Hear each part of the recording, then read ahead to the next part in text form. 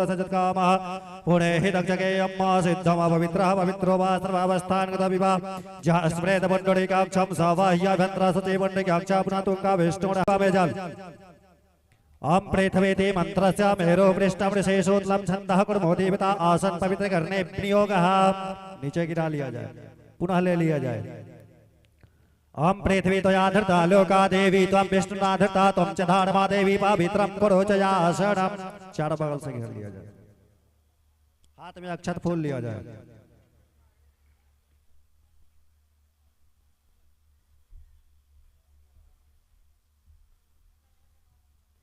नाम किया जाए राम जी का ध्यान किया जाए हे राम पुरुषोत्तम नरहरे नारायण केशवा गोविंद गरुड़ध्वज गुणनिधे दामोदर माधवा हे कृष्ण कमलापते जदुपते सीतापते श्रीपते वैकुंठाधिपते चराचरपते लक्ष्मीपते पाहि माम् ओम इदं ध्यानार्थे पुष्पं समर्पयामि भूर्भुवः श्रीरामचंद्राय नमः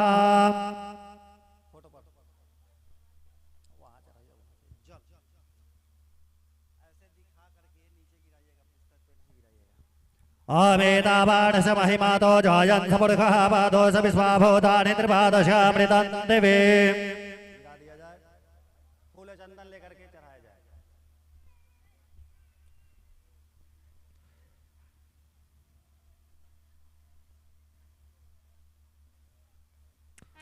ओम त्वां गन्धर्वाय खडस्वामीन्द्र स्वामी बृहस्पते त्वामौषधे सोमो राजा विद्वान् यक्षपादमुच्यता चढ़ाइए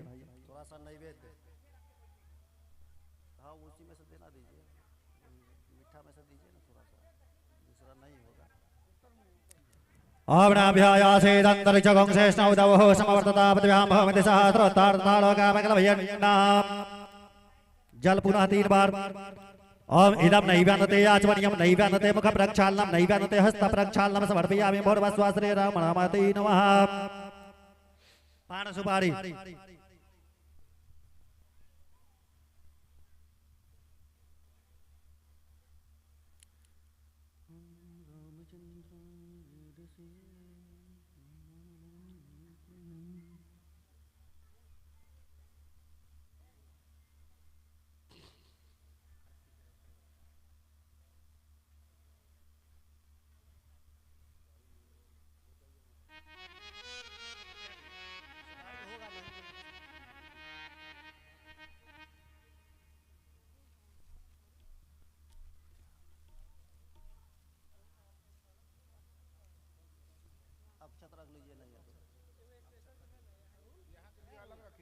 ओम जतपुरगेण हविका देवा जगमतनपता वसंतोषासीदाजम गृहविद्मः षडधवे चढ़ा दिया जाए कुछ दक्षिणा लेकर के चढ़ा दिया जाए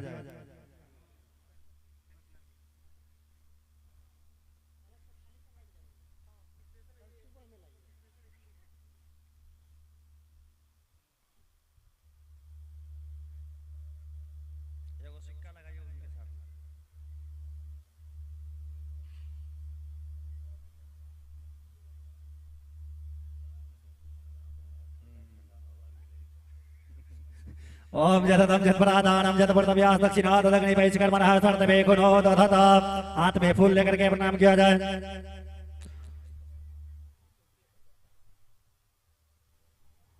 ओम शांतम शाश्वतम प्रमेयमनघम निर्वाण शांते व्रतम ब्रह्मा शंभुफनेद्रसिंहमणि संवेदांत वेदम विभुम रामाख्यम जगदीश्वरम सुरगुरु मायामनोस्यमहरे वंदेहम करुणाकरम रघुवरं गोपाल चूड़ामणि चढ़ा दिया जाए जल एक बार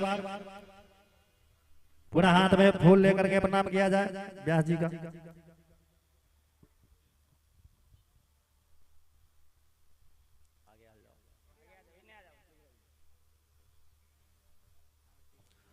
ओम सेवंतिका बगुल चापकपाटलाब्जे पुन्नागजाति करवीर रसाल पुष्पे बेल बाप्रावाला तुलसी दल मांजरे भी त्वां पूजयामि जगदे स्वर में प्रसीद। माला दिया जाए, माला पहनाइए। देखो पहले वहां चढ़ाइए, चढ़ा दिया जाए। आगे ब्यास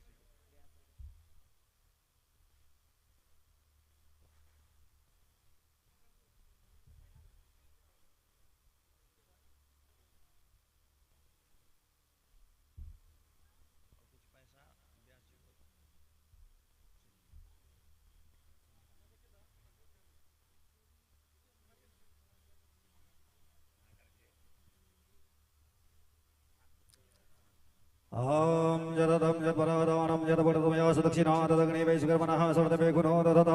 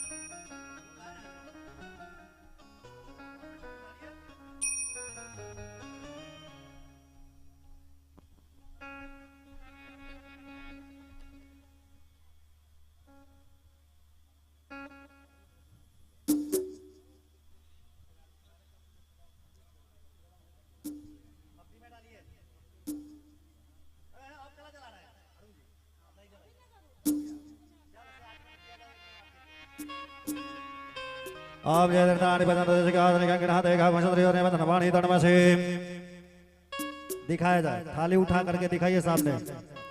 ओम चंद्रमा वनसो जातक्षो सूर्यो अजायता श्रोतवाद्वायुष प्राणश भगादग्निरजायता सूर्यो देवता चंद्रमा देवता वादो देवता बृहस्पति देवता शुक्रो देवता। आरती श्री रामायण जी की कीरति कलित ललित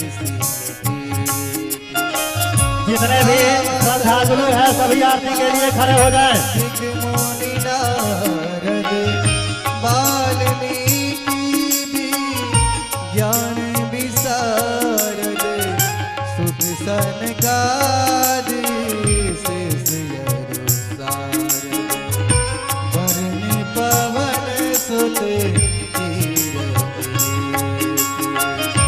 आरती श्री रामायण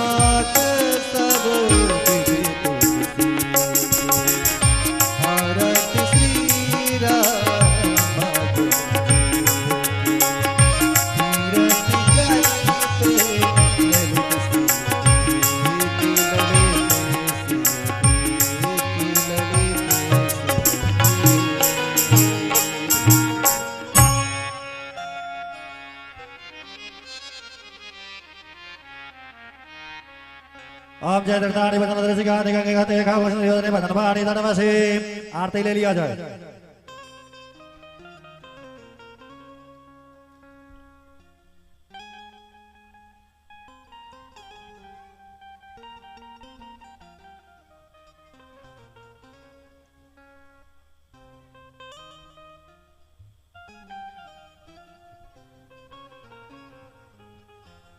आप लोग भी लीजिए और हाथ में फूल लेकर के प्रणाम किया जाए। हाथ में फूल लेकर के प्रणाम किया जाए सभी आदमी।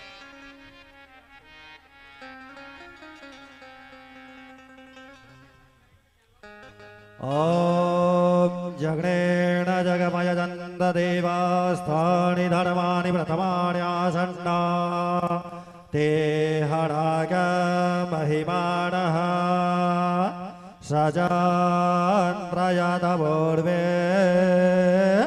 श्राद्ध्या शान्तिदेवाः।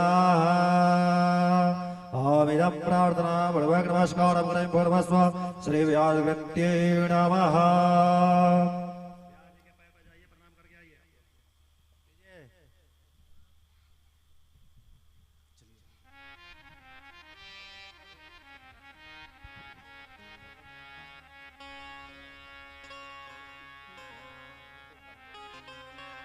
हरिओम जय श्री राम। जो भी इस यज्ञ परिसर में यत्र तत्र श्रद्धालु भक्त भ्रमण कर रहे हैं, आपसे निवेदन है कि पूज्य महाराज श्री मंचासीन है, आप सभी लोग कथा पंडाल में आकर अपना अपना यह स्थान सुनिश्चित करें और सभी लोग यथास्थान बैठ जाएं, कथा बैठकर श्रवण करें और बड़े ही सुमधुर सरस संगीतमय श्री राम कथा हम सबको यहाँ पर उपलब्ध है। ज्ञान गंगा में गोता लगाकर हम सभी लोग कीर्तार्थ करें अपने जीवन को। आइए चलते हैं पूज्य महाराज श्री के सानिध्य में। पूज्य महाराज श्री।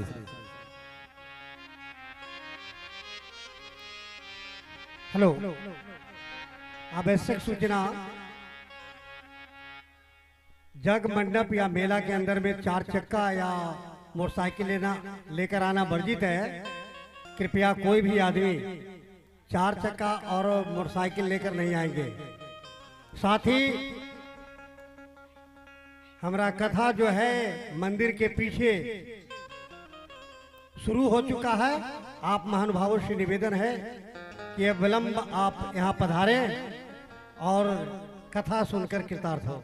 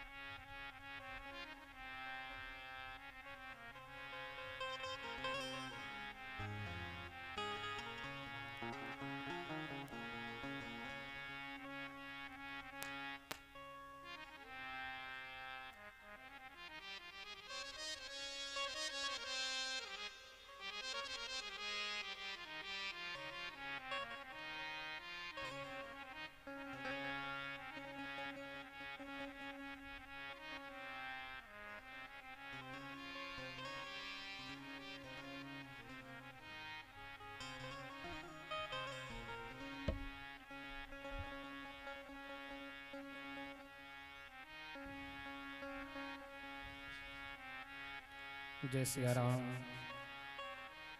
जय सीताराम, जय सिया राम, जय सीताराम, जय सिया राम, जय सीताराम। टेबल ये सब थोड़ा थोड़ा बढ़ाओ।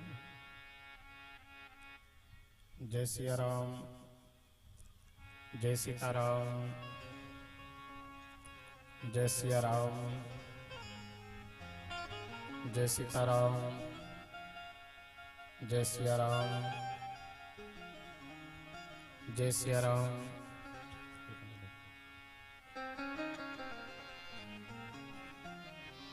जय सिया राम, जय सिया राम, जय सीताराम, जय सिया राम, जय सिया राम, जय सीताराम।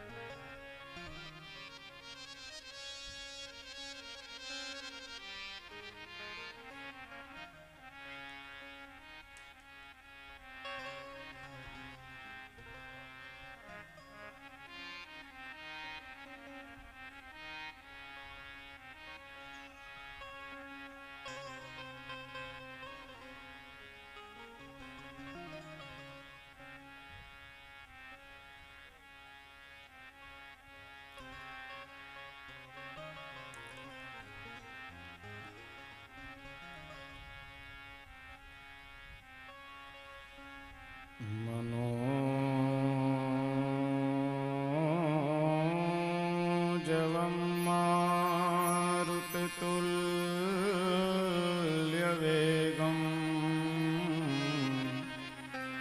जितेन्द्रियं बुद्धिमतां वरिष्ठम्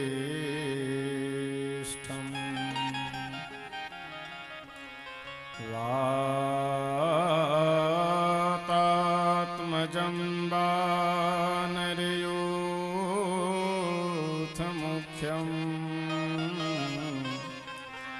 श्रीरामदूतं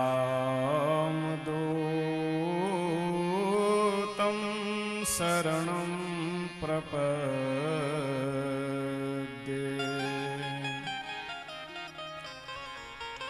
कर्पूरगौरं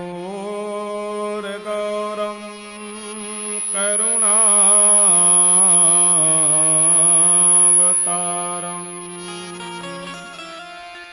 संसारसारं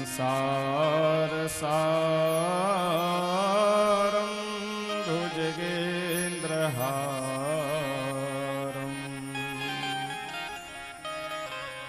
सदा वसन्तं हृदयारविन्दे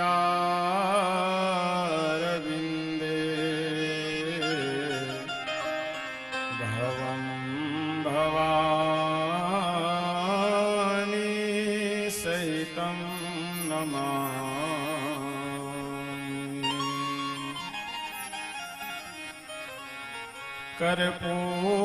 कर्पूरगौरं करुणावतारं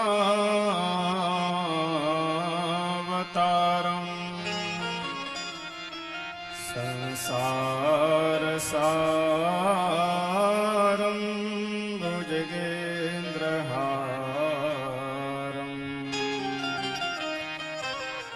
सदा वसन्तं हृदयारविन्दे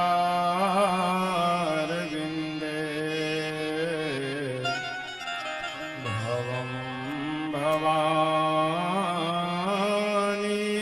सहितं नमामि।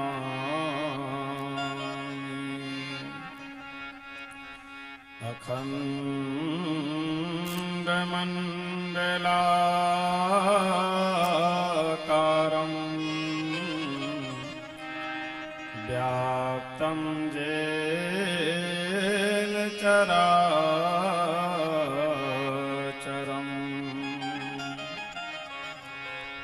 तत्पदं दर्शितं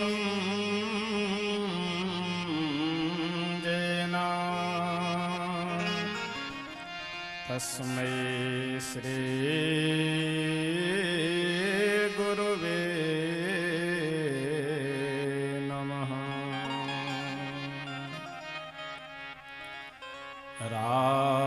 रामं रामानुजं सीता भरतं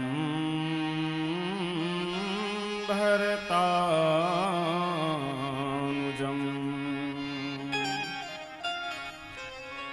सुग्रीवं वायुसूनुं च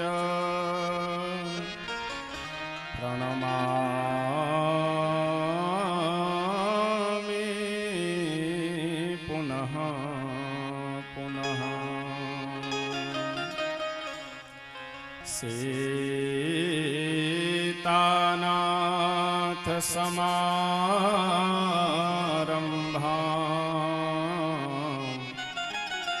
रामानंदार्य मध्यमा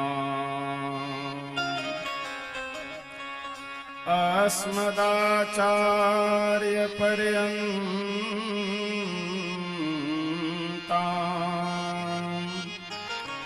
वंदे श्री गुरु परंपरा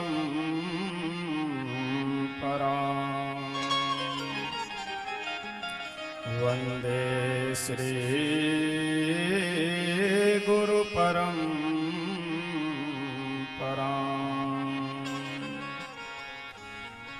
आइए हम सभी भक्त दो बार भगवान नाम संकीर्तन करते हैं। सीताराम सीताराम सीताराम जय सीताराम सीताराम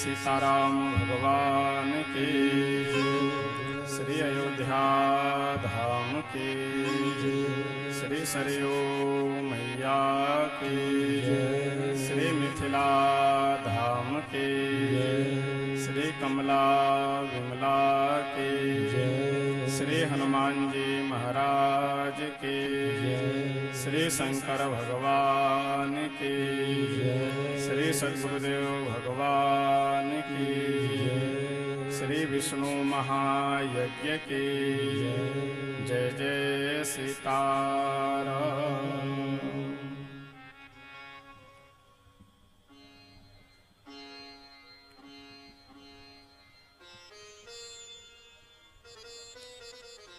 अखिल ब्रह्मांड नायक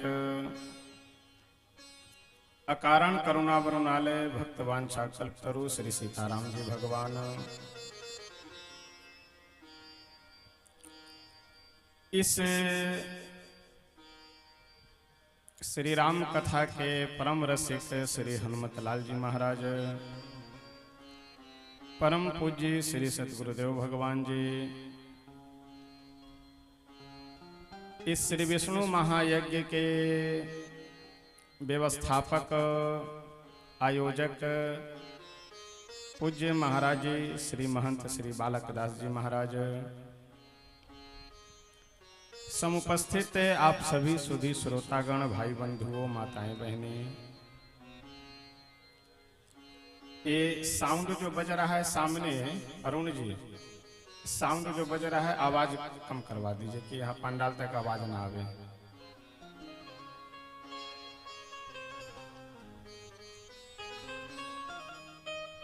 हम सब बड़े ही सौभाग्यशाली हैं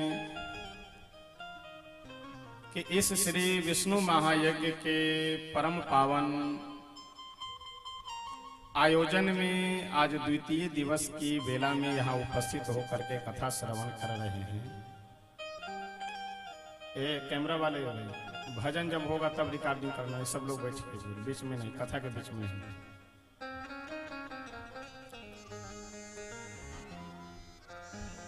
हम लोगों के पूर्व जन्म के पुण्य के कारण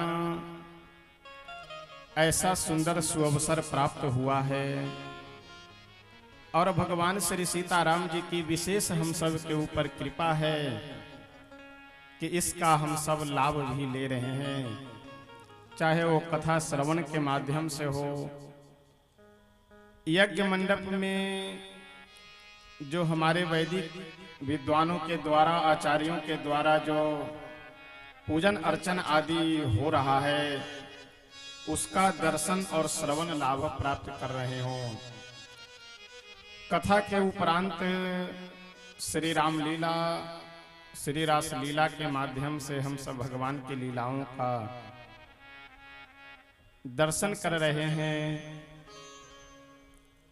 अखंड 24 घंटे नाम जापक भगवान के द्वारा श्री सीताराम नाम संकीर्तन भी श्रवण कर रहे हैं। इतने सारे आयोजन हम सबको एक साथ यहाँ पे प्राप्त है, इसके पीछे हम लोगों का बहुत जन्मों का पुण्य भी है और भगवान की कृपा भी है। सबसे अच्छी बात यह है कि इस यज्ञ में दूर दूर से बहुत सारे संत महात्मा जन भी पधारे हैं। श्री गोस्वामी तुलसी बाबा मानस में बहुत सुंदर एक पंक्ति लिखते हुए कहते हैं, मति के रते गति भूति भलाई, जब जही जतन जहाँ जही पाई, सो जानब सतसंग प्रभाव, लोकहु वेदन आन उपाऊ। मति की रति गति भूति भलाई, जब जही जतन जहाँ जही पाई, सो जानब सतसंग प्रभाव, लोकहु वेदन आन उपाऊ। कोई भी मनुष्य अपने जीवन में अगर सुंदर बुद्धि प्राप्त कर सकता है तो अच्छे संत महापुरुषों के संग में ही रह करके कर सकता है।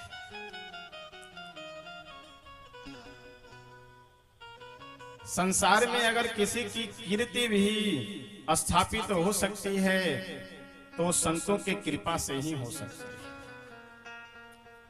अच्छा देखिए, इसके पीछे कारण है। कारण यह है कि आप ज्यादा नहीं 10 दिनों तक किसी अगर नशा करने वाले नशेड़ी का संग कीजिए, फिर देखिए आपको स्वतः आपके ऊपर प्रभाव होने लगेगा उसका। आप लोग कई बार देखते होंगे किसी शराब पीने वाले को आप समझाइए कि भाई साहब देखो ये ठीक नहीं है, शराब मत पिया करो, ये सब काम ठीक नहीं है। आप समझा बुझा करके शराब पीना छोड़ा दीजिए, पता लगा 10-15 दिन बाद फिर शुरू कर दिए। आप अगर जा करके उनसे कभी जब नशा में न रहे तब पूछिए कि इतना मेहनत से आपको शराब छुड़ाया गया और फिर आप पीना शुरू कर दिए, छोड़ दो। तुरंत एक बात वह व्यक्ति अवश्य बोलेगा, क्या अब चाहते तो हैं हम भी छोड़ना। 10-15 दिन 20 दिन छोड़ भी देते हैं, लेकिन क्या करे, साथी संगाती लोग आकर के पिला देते हैं। आप अक्सर ये बात सुनेंगे। इसके लिए उपाय क्या है? उपाय यही है कि शराब पीने वाले, यानी अगर आप शराब पीना छोड़ना चाहते हैं तो जो भी पीने वाले लोग हैं उनका संग छोड़ दीजिए, बात खत्म। कोई भी अगर आप कुसंग छोड़ना चाहते हैं तो उस कुसंग को छोड़ने से पहले यह चाहिए कि कुसंग करने वाले लोगों का संग छोड़ दें। आप अपने जीवन में जैसा संग करेंगे, एक देहाती कहावत भी है कि जैसा करेंगे संग वैसा चढ़ेगा रंग। कोई व्यक्ति गर्मी के समय धूप में खड़े होकर के यदि यह कहे कि हमें गर्मी नहीं लग रही, ऐसा कैसे हो सकता है? कोई हाथ में बर्फ लेकर के कहे कि हमें ठंडी नहीं लग रही, ऐसा संभव ही नहीं है। तो आप दिन रात कुसंग में रहें, दिन रात इधर उधर की बातें करें और केवल इतना कह दीजिए कि मन चंगा तो कठौती में गंगा, कह देने से मन चंगा थोड़ा ही हो जाएगा। आजकल समाज में देखेंगे बहुत सारे ब्रह्म ज्ञानी लोग मिलेंगे, एक से एक ज्ञानी। अरे क्या मतलब कथा सुनने से, क्या मतलब है तीर्थों में जाने से? मन चंगा तो कठौती में गंगा।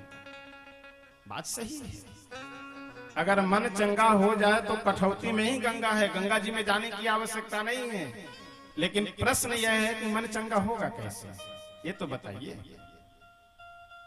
कोई आदमी, ये तो उसी प्रकार से बात हुई, कोई आदमी आपसे आकर के बोले कि भाई साहब क्या बतावे, बहुत तेज भूख लगी हुई है, तो आप भोजन कर लीजिए, बस भूख खत्म हो जाएगी। अरे वो तो दुनिया का हर आदमी जान रहा है कि भोजन करने के बाद भूख समाप्त हो जाएगा, लेकिन भोजन मिलेगा कहाँ, उसकी व्यवस्था करो ना। मन चंगा तो कठौती में गंगा केवल कह देने से होगा।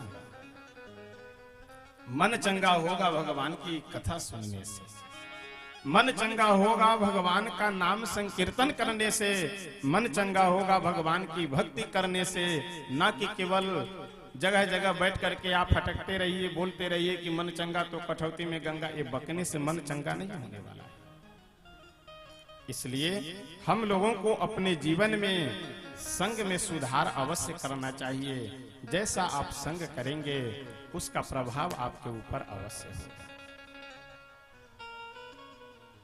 ये आवाज थोड़ा देख लीजिए, आवाज डिस्टर्ब करेगा कथा में। यज्ञ के जो भी कार्यकर्तागण अगर बाहर हैं उधर, तो आप ध्यान दीजिए कि कथा के समय तक आवाज कम करवा दीजिए कि यहाँ तक आवाज ना आवे। संग का हमारे आपके जीवन में बहुत बड़ा प्रभाव होता है। और हम लोगों को देखिए, संतों का संग करना मतलब अच्छे पुरुषों का संग करना। संत जो है, ये संत शब्द संस्कृत का शब्द है। किसी को कहते हैं ना साधु जी, संत जी, महात्मा जी, तो ये संत जो है ये संस्कृत का शब्द है। और संत का अर्थ होता है सज्जन, जिनका स्वभाव सहज हो, जिनका स्वभाव सरल हो, निर्मल हो, वह चाहे जिस वेश में हो, चाहे जैसी भूषा धारण किए हुए हो, वह उसी वेश में क्या है, संत है। कबीर बाबा की एक बहुत सुंदर पंक्ति है, आइए जरा एक दो पंक्ति बोल करके हम सब आगे बढ़ेंगे। कि कबीर बाबा बहुत सुंदर हम लोगों को समझाते हुए कह रहे हैं, संतन के संग लाग रे, संतन के संग लाग रे, तेरी अच्छी बनेगी। संतन के संग लाग रे, तेरी अच्छी बनेगी। संतन के संग लाग रे, तेरी अच्छी बनेगी। संतन के संग लाग रे, तेरी अच्छी बनेगी। अच्छी बनेगी तेरी बिगड़ी जगेगी।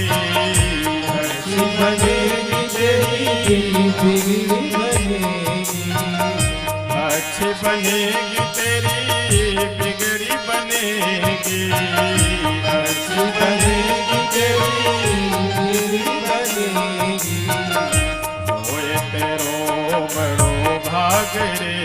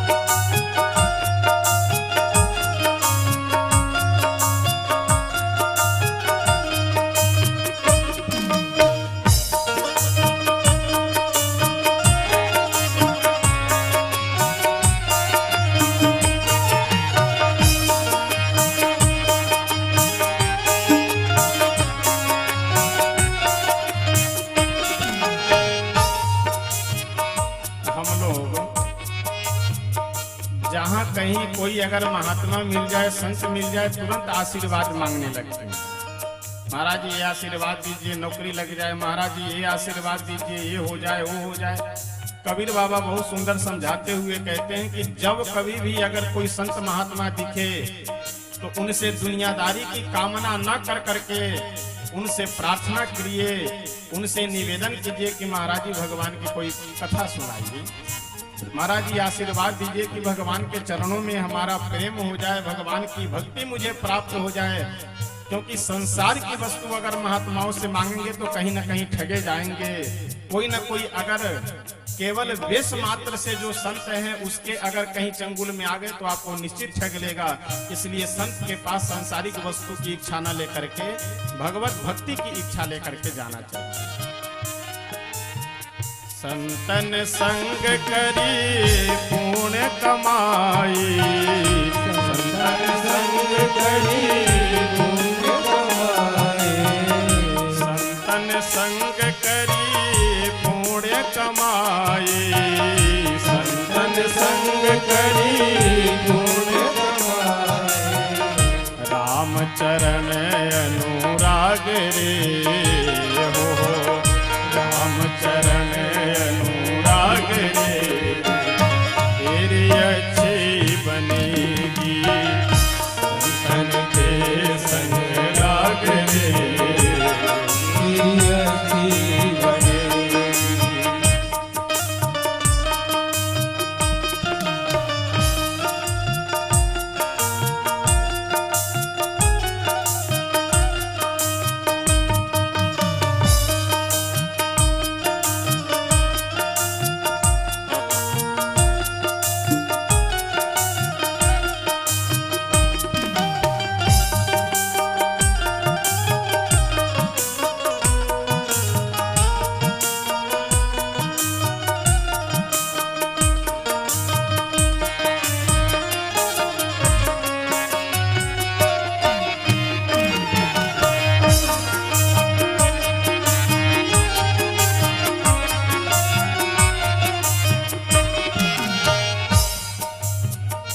किसी भी व्यक्ति को अगर कुछ करने के लिए कहा जाए तो तुरंत व्यक्ति उदाहरण पूछता है।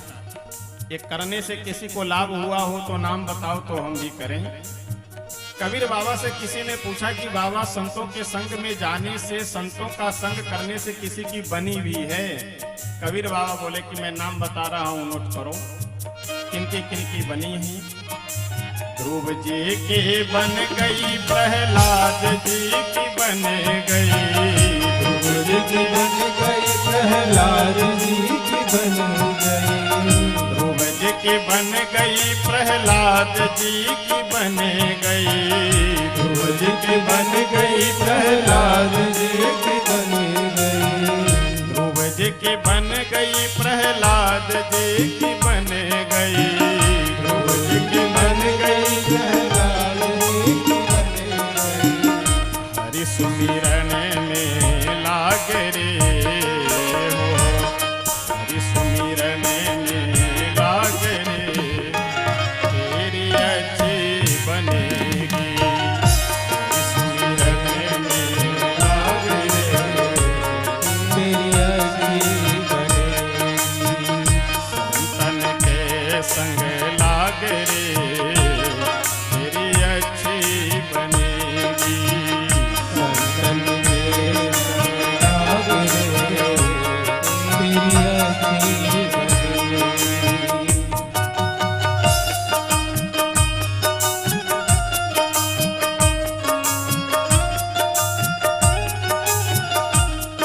बनेगी।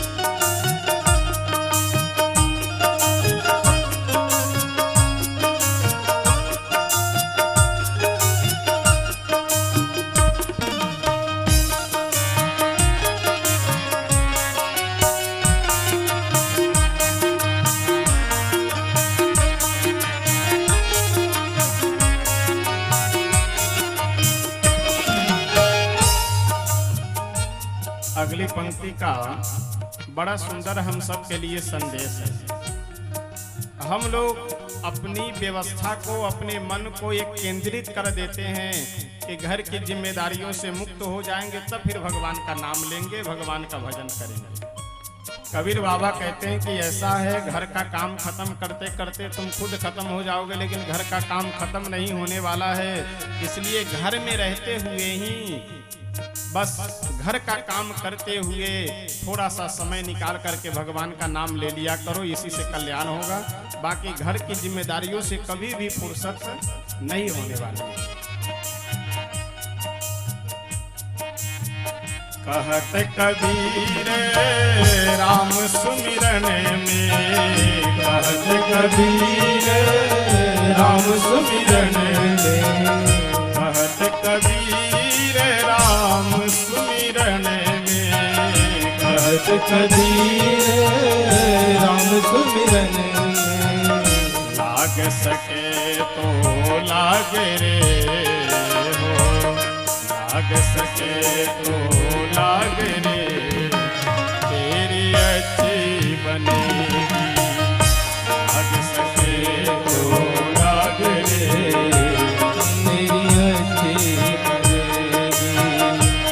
संतन के संग लाग रे, तेरी अच्छी बनेगी।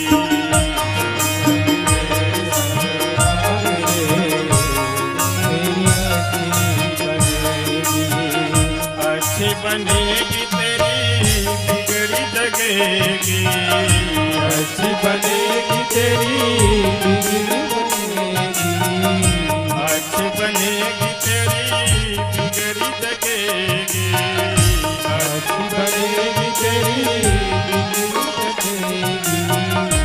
होए तेरो बड़ो भाग रे हो, होए तेरो बड़ो भाग रे, तेरी अच्छी बनेगी। होए तेरो बड़ो भाग रे, तेरी अच्छी बनेगी। संतन के संग लाग रे, तेरी अच्छी बनेगी। संतन के संग लाग रे, तेरी अच्छी बनेगी। संतन के संग लाग रे, तेरी अच्छी बनेगी। संतन के संग लाग रे, तेरी अच्छी बनेगी। श्री सीताराम भगवान की जय। कहत कबीर राम सुमिरन में लाग सके तो लाग रे। हम जिस स्थिति में हैं, जहां हैं, उसी स्थिति में वहीं पे थोड़ा सा समय निकाल करके भगवान के लिए भी हम सब समर्पित रहें, इसी से कल्याण संभव है। और देखिए एक बात और ध्यान रखना चाहिए। कई बार लोग कहते हैं ना कि अरे क्या बतावे, हम तो माया में फंसे हैं, संसार में फंसे हुए हैं। ऐसी बात नहीं है। इस संसार में जो हम लोगों को व्यवस्थाएं मिली है, जो भी संबंध मिला हुआ है, वो चाहे पत्नी का हो, भाई का हो, पुत्र का हो, पिता का, जो भी संबंध है हमारा, जिससे जितने भी संबंधी हैं, ये सब भगवान का दिया हुआ एक सुंदर उपहार है। इसलिए हम लोगों को ये नहीं सोचना चाहिए कि हम माया में फंसे नहीं। भगवान की दी हुई जिम्मेदारी का हम सब पालन कर रहे हैं, भगवान की दी हुई व्यवस्था का हम सब निर्वहन कर रहे हैं। इसलिए घर की व्यवस्था अगर आप देख रहे हैं तो यह भी एक पूजा ही है। घर के काम को देखना, घर की व्यवस्थाओं को चलाना, यह भी एक पूजा है। बस ध्यान यह रखना चाहिए कि इस व्यवस्था में, इस कर्म में रह करके हम गलत काम न करें। घर में अगर आप रह रहे हैं तो ये रहना गलत नहीं है, ये भी भगवान की पूजा ही है। किसी के हम धन को न हड़पे, किसी से हम बेईमानी न करें, किसी को हम ठगे नहीं, अभक्ष का भक्षण न करें। अगर इन सब बातों का ध्यान रख के आप घर में रह रहे हैं तो घर में रहना भी एक साधना से कम नहीं है। कल की कथा में हम सब भगवान के नाम की बहुत सुंदर चर्चा कर रहे थे कि श्री तुलसी बाबा मानस में बहुत सुंदर लिखते हुए कहते हैं। ये बच्चे सब जो पंडाल में खेल रहे हैं हला करें, इनको जरा बाहर करिए सबको। तो भाय उभाय अनख आलस हूँ, नाम जपत मंगल दिसीदस हूँ। भाय कुभाय अनख आलस हूँ, नाम जपत मंगल दिसी दस।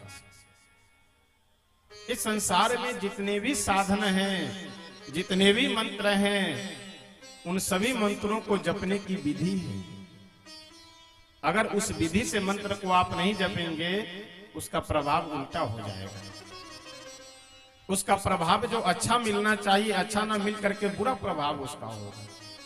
लेकिन भगवान के इस नाम का, राम नाम का यह महत्व है, विशेषता है कि चाहे भाव से जपे, अनख से जपे, आलस से जपे, कुभाव से, किसी भी प्रकार से अगर मुख से राम नाम निकल जाए तो वह कल्याणकारी ही होता है। इसीलिए कहा जाता है कि चाहे जिस स्थिति में हो, जहां हो, जैसे हो, वहां प्रयास यह करना चाहिए कि जब याद पड़ जाए तो सीताराम सीताराम सीताराम 2-4 बार, 10 बार, 20 बार मुंह से बोल ले।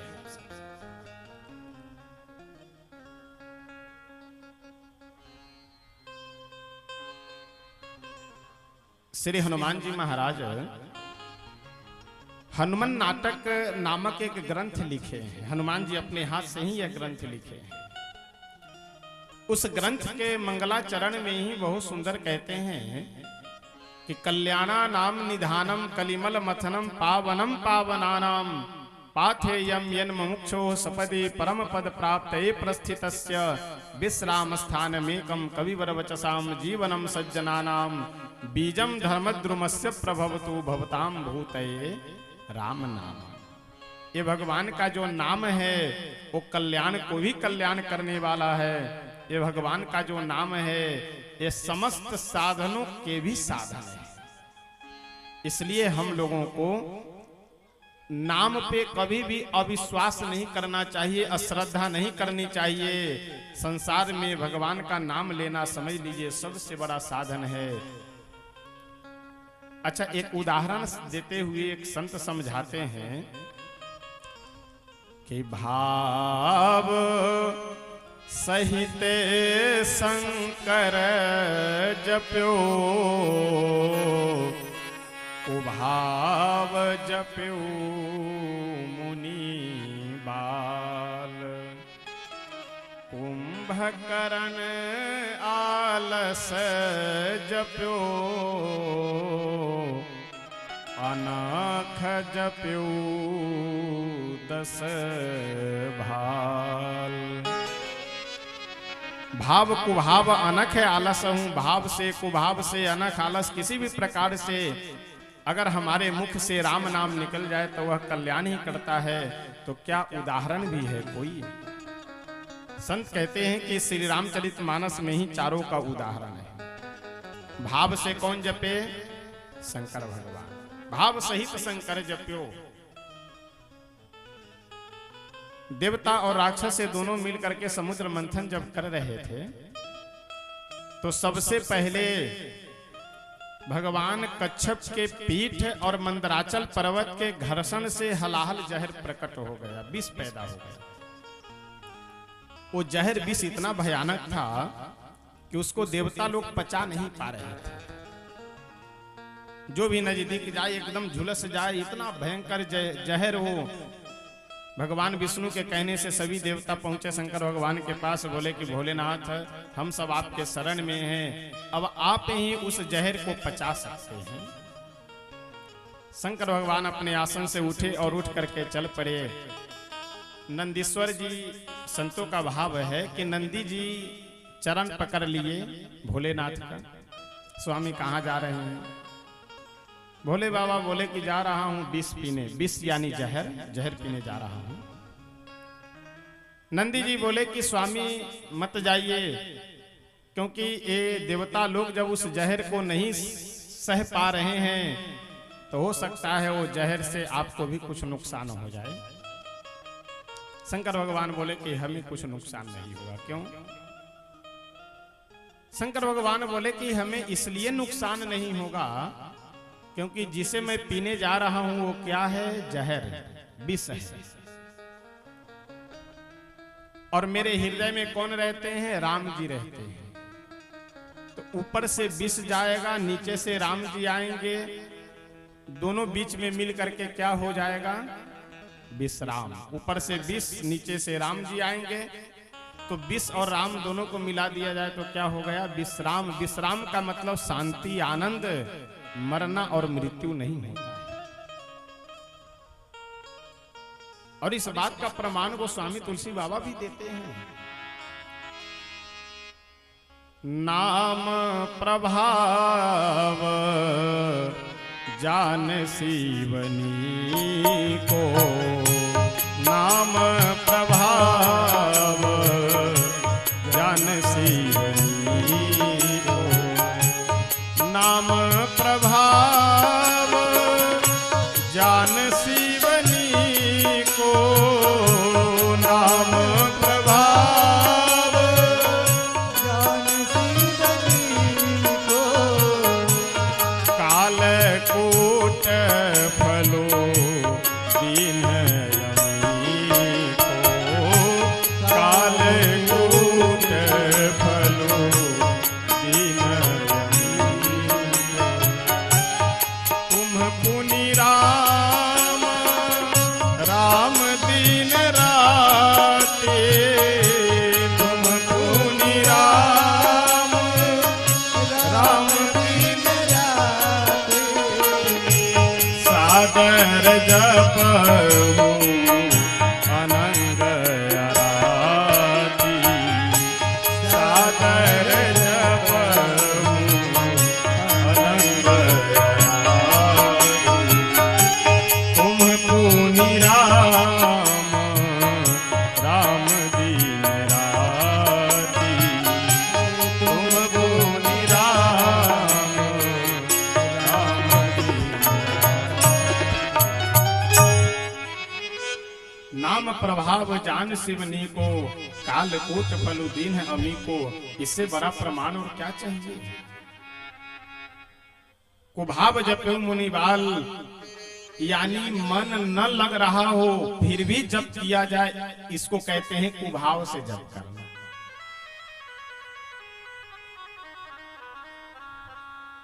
कुभाव से कौन जपे? श्री वाल्मीकि जी। देखिए, जिस आदमी का जैसा संग होता है उसी प्रकार का मन भी बन जाता है। वाल्मीकि जी के लिए प्रसंग आता है कि रास्ते में जाते हुए यात्रियों को लूट लेना, बहुत सारे का वध कर देना, ये हिंसात्मक प्रवृत्ति होने के कारण मन भी उसी प्रकार का क्रूर हो गया था। भजन में, पूजन में, साधना में, किसी भी व्रत आदि में मन न लगना। एक बार की बात है, श्री नारद जी महाराज जा रहे थे रास्ते से। ये आवाज बहुत तेज हो रहा है अरुण जी, शायद झूला उला वाले चला रहे होंगे। इनको देखिए, वो बात कर करके कमेटी के लोगों से बंद करवाइए अभी जो है।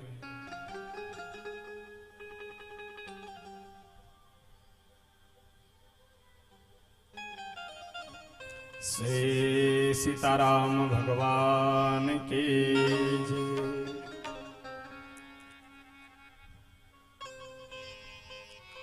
मैं निवेदन कर रहा था, श्री नारद जी महाराज एक बार उसी रास्ते से निकल रहे थे। वाल्मीकि जी जैसे ही देखे कि कोई महात्मा जा रहे हैं, कोई बाबा जा रहे हैं, तुरंत पास में गए। वाल्मीकि जी नारद जी से बोले कि हे बाबा जी, ये जो भी वीणा दंड कमंडल सब रखे हैं सबको यहीं रख करके धीरे से आप चले जाइए। नारद जी बोले कि अगर मैं ये सामान अपनी न दूं तो? वाल्मीकि जी बोले नहीं देंगे तो हम ले लेंगे, लेकिन देना तो आपको पड़ेगा ही। नारद जी बोले कि ये जो तुम चोरी करने का जो कार्य कर रहे हो ये किसके लिए कर रहे हो? वाल्मीकि जी बोले किसके लिए? हम अपने परिवार के लिए कर रहे हैं, बच्चों के लिए कर रहे हैं, पत्नी के लिए कर रहे हैं, अपने परिवार के सदस्यों के लिए कर रहे हैं। नारद जी बोले कि जिस दिन इस संसार से मर करके जाओगे उसके बाद इस कर्म का तुम्हें पाप का फल दुख भोगना पड़ेगा, तो क्या तुम्हारे परिवार वाले उस दुख में सम्मिलित होंगे? वाल्मीकि जी बोले क्यों नहीं होंगे, अवश्य होंगे। जब मैं कमा रहा हूं वो सब खा रहे हैं तो मेरे कर्म का भी दायित्व तो वो सब अवश्य स्वीकार करेंगे। नारद जी बोले कि जाओ जरा पूछ करके आओ अपने परिवार वालों से। वाल्मीकि जी बोले कि वाह, हमको अच्छा आप सिखा रहे हैं कि हम उधर जाए पूछने के लिए और आप इधर गायब हो जाइए। नारद जी बोले कि नहीं नहीं जाओ, ऐसा करो, अगर तुम्हें विश्वास नहीं है तो मुझे एक खंबे से बांध दो, मैं यहीं बंधा रहूंगा और जब तुम पूछ करके आना तो मुझे खोल देना। वाल्मीकि जी श्री नारद जी को उसी रस्सी में वहीं बांध कर करके और चला गया घर पे। घर पे गए, जा करके पूछे अपने परिवार वालों से, पत्नी से पूछे, पिता से पूछे, माँ से पूछे, भाई सभी से पूछे कि मैं जो काम कर रहा हूँ वो चोरी का काम करता हूँ, हिंसा का काम करता हूँ, तो क्या इसका फल जब मुझे दुख भोगना पड़ेगा तो आप सब सम्मिलित होंगे? परिवार के सभी सदस्यों का ये उत्तर था कि आप क्या कर रहे हैं ये आप जानिए, आपका काम जाने, मुझे तो केवल इतना मतलब है कि आपका कर्तव्य है भरण पोषण करना, हम सब का, इसलिए भरण पोषण कीजिए, बाकी आपके कर्म का दायित्व तो मेरे पास नहीं है, हम सब क्यों दुख भोगेंगे? यह सुन करके श्री वाल्मीकि जी आए और नारद जी के चरणों में प्रणाम कर करके बोले कि गुरुदेव आप सही कह रहे थे, और देखिए बात भी सही है। हम आप चाहे जो भी हों, इस संसार में जितने भी संबंध हैं वे सभी संबंध केवल स्वार्थ से हैं। ये बात मैं नहीं कह रहा हूं, स्वयं तुलसी बाबा मानस में कह रहे हैं। सुर नर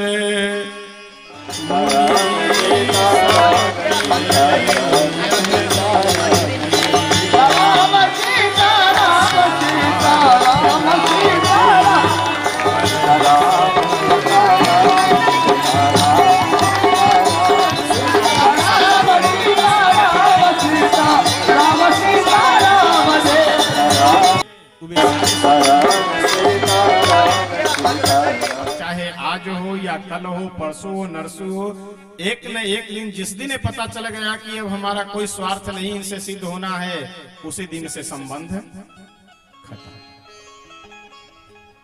इस बात को हम सब माने या ना माने, लेकिन यही बात सही है कि सारा संबंध केवल स्वार्थ पे टिका हुआ है। वाल्मीकि जी बोले कि नारद बाबा अब हमें क्या करना चाहिए, आप हमारा मार्गदर्शन कीजिए। नारद जी बोले क्या करना चाहिए? भगवान का भजन करो। कौन सा नाम जप करे? नारद जी बोले कि और कोई मंत्र तो जप नहीं पाओगे, राम नाम जप करो, राम राम राम राम ही जपा करो हमेशा। वाल्मीकि जी जब राम राम बोलने लगे तो देखिए दो शब्द है, राम और मरा। जिस अक्षर पे आप जोड़ देंगे वही शब्द प्रारंभ हो जाएगा। जैसे राम राम राम राम राम, म को हल्के स्वर में उच्चारण करेंगे और रा को तेज में, तो राम राम होगा। वहीं अगर म पे जोड़ दीजिए तो मरा मरा मरा मरा मरा प्रारंभ हो जाएगा। अब वाल्मीकि जी के अंदर हिंसात्मक प्रवृत्ति जागृत होने के कारण प्रारंभ तो किए राम राम बोलना, लेकिन मरा मरा निकलने लगा। नारद जी मुस्कुराते हुए बोले कि वाल्मीकि कोई बात नहीं, चाहे राम बोलो, मरा बोलो, चाहे जैसे भी बोले, बस बोलो, मुख से ये दो अक्षर निकलते रहना चाहिए, तुम्हारा अवश्य कल्याण हो जाएगा। जब तक मैं लौट करके ना आऊं तब तक तुम यहीं बैठे रहना। और नारद जी महाराज गए, हजारों वर्ष बाद जब लौट करके आए तो शरीर पे दीमक फैल गया था, लेकिन वहीं पे वाल्मीकि जी बैठे बैठे राम राम राम राम जप रहे थे। नारद जी आकर के आशीर्वाद दिए और वाल्मीकि जी से बोले कि वाल्मीकि जी अब आप साक्षात ब्रह्मा जी के समान हो गए, आदि कवि के नाम से संसार में विख्यात होंगे, क्योंकि राम नाम रूपी धन आपके पास हो गया, नाम की शक्ति आपके पास हो गई। नाम में अथाह अनुराग और अपार स्नेह होने के कारण राम नाम सरकार के कृपा पात्र हो चुके हैं। इसलिए अब आप अपने साधना से मुक्त हो जाइए, केवल भगवान का नाम जप कीजिए, आपको अब कोई साधना करने की जरूरत नहीं है। तुलसी बाबा बहुत सुंदर यह वर्णन करते हुए कहते हैं, जान आदि कवि नाम प्रताप भयउ शुद्ध करि उलटा जापो। नाम प्रभाव को श्री वाल्मीकि जी महाराज जाने, क्योंकि वाल्मीकि वह ब्रह्म समाना, ब्रह्मा जी के समान इनकी प्रतिभा हो जाती है। यानी राम नाम जप कर करके हम सब जो पद चाहे वो प्राप्त कर सकते हैं, लेकिन समस्या यही है कि हम लोगों का स्नेह ही नहीं हो पाता है, विश्वास ही नहीं हो पाता है। एक बहुत सुंदर प्रसंग है, किसी गांव में एक परिवार था। परिवार के सभी लोग भगवान का नाम जप करते थे, लेकिन उस परिवार में एक बालक था, वो नहीं जपता था। एक बार की बात है, एक महात्मा जी आ गए घूमते फिरते। परिवार के अन्य सदस्य लोग बोले कि महाराज जी, हम सब लोग तो बहुत ही श्रद्धा भाव से पूजा पाठ करते हैं, लेकिन ये जो एक सदस्य है परिवार का, एक कभी अपने मुंह से राम नाम नहीं बोलता है। महात्मा जी बोले कोई बात नहीं, इसे हमें दे दो, हम ले जाते हैं आश्रम पे, समझाएंगे बुझाएंगे, वहां अवश्य जप करेगा। देखिए एक बात मैं निवेदन करूं, छोटे बच्चों को साधुओं से डराना नहीं चाहिए। आजकल लोग करते क्या है कि कोई बच्चा अगर रो रहा हो तो तुरंत उसके माता पिता या बड़े बुजुर्ग बोलेंगे कि चुप हो जा, नहीं तो बाबा को बुलाएंगे, वो बाबा झोली में कस करके ले जाएंगे तुम्हें। एक जगह की बात बतावे, वहां खड़े थे, ध्यान से सुनिएगा, एक जगह की बात है, वहां खड़े थे, एक लगभग 5-6 वर्ष के बच्चे को एक लगभग 40-45 वर्ष के अधवयस्क व्यक्ति अपने गोद में लेकर के, वो बच्चा रो रहा था और पास में देखे दूर से वो आदमी चल करके मेरे पास आ रहा है। हमें लगा शायद प्रणाम करने आ रहा होगा, आशीर्वाद लेने आ रहा होगा। अब पास में आया, न सीताराम, न प्रणाम, न नमस्कार, कुछ नहीं। उस बच्चे से बोल रहा है कि अब चुप हो जाओ, नहीं तो बाबा पकड़ करके ले जाएंगे, बाबा झोली में कस लेंगे और ले जाएंगे।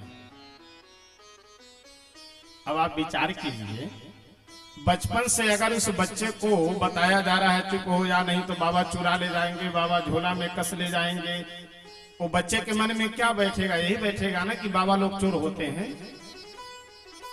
बड़े होने के बाद उसके मन में बात आएगी कि नहीं?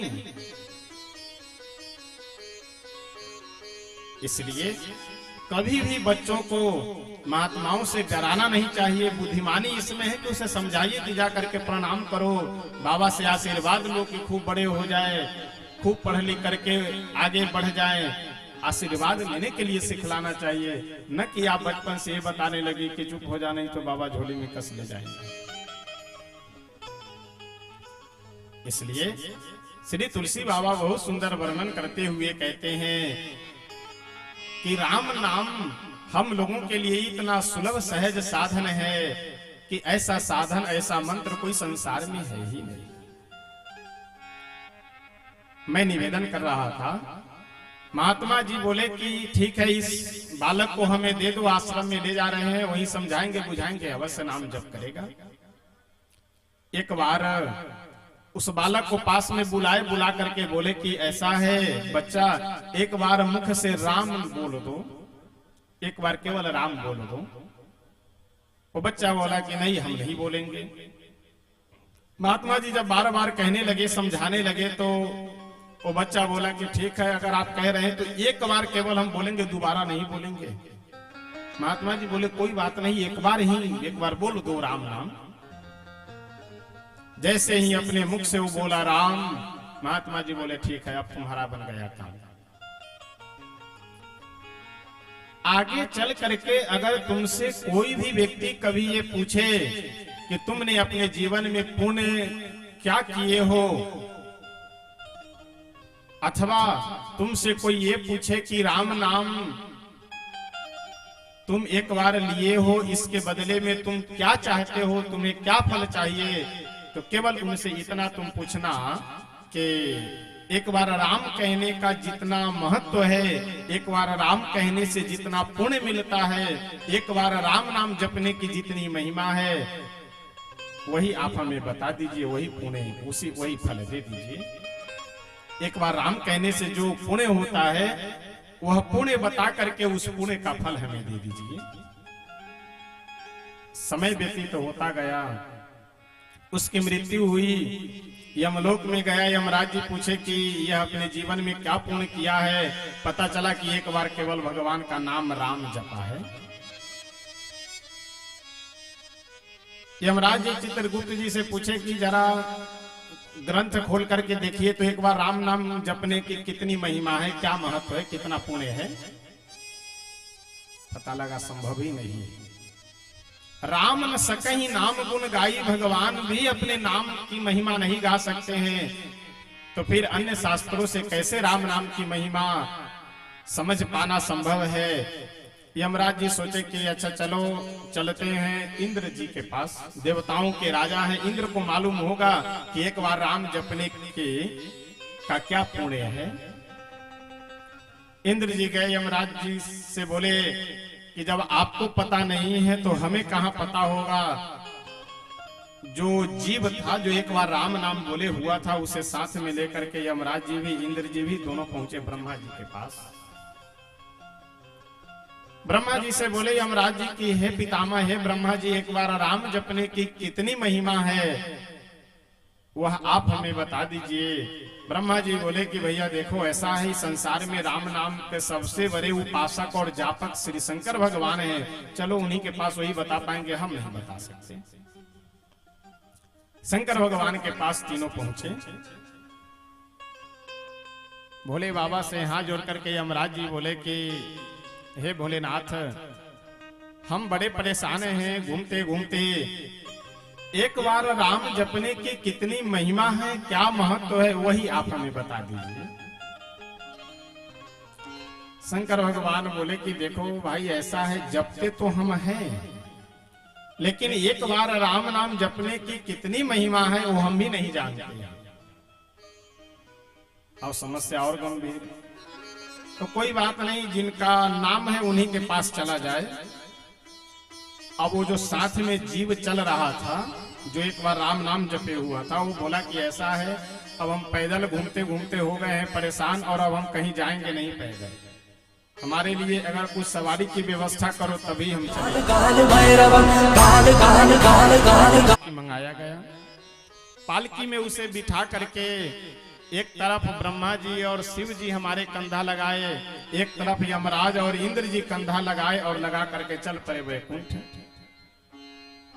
वैकुंठाधिपति भगवान को देख करके ये सभी देवता लोग वहां पहुंचे और यमराज जी भगवान से बोले कि हे प्रभु, एक बार राम जपने की कितनी महिमा है वही आप हमें बता दीजिए। वैकुंठाधिपति भगवान बोले मुस्कुराते हुए कि ऐसा है, ब्रह्मा जी, शिव जी, इंद्र, यमराज, ये सब कांधे पे बिठा करके वैकुंठ तक ले करके आए हैं। अब इसे यहीं रहने दीजिए और आप लोग अपने अपने लोक को चले जाइए। यही एक बार राम नाम जपने की महिमा है, यही एक बार राम नाम बोलने का महत्व है।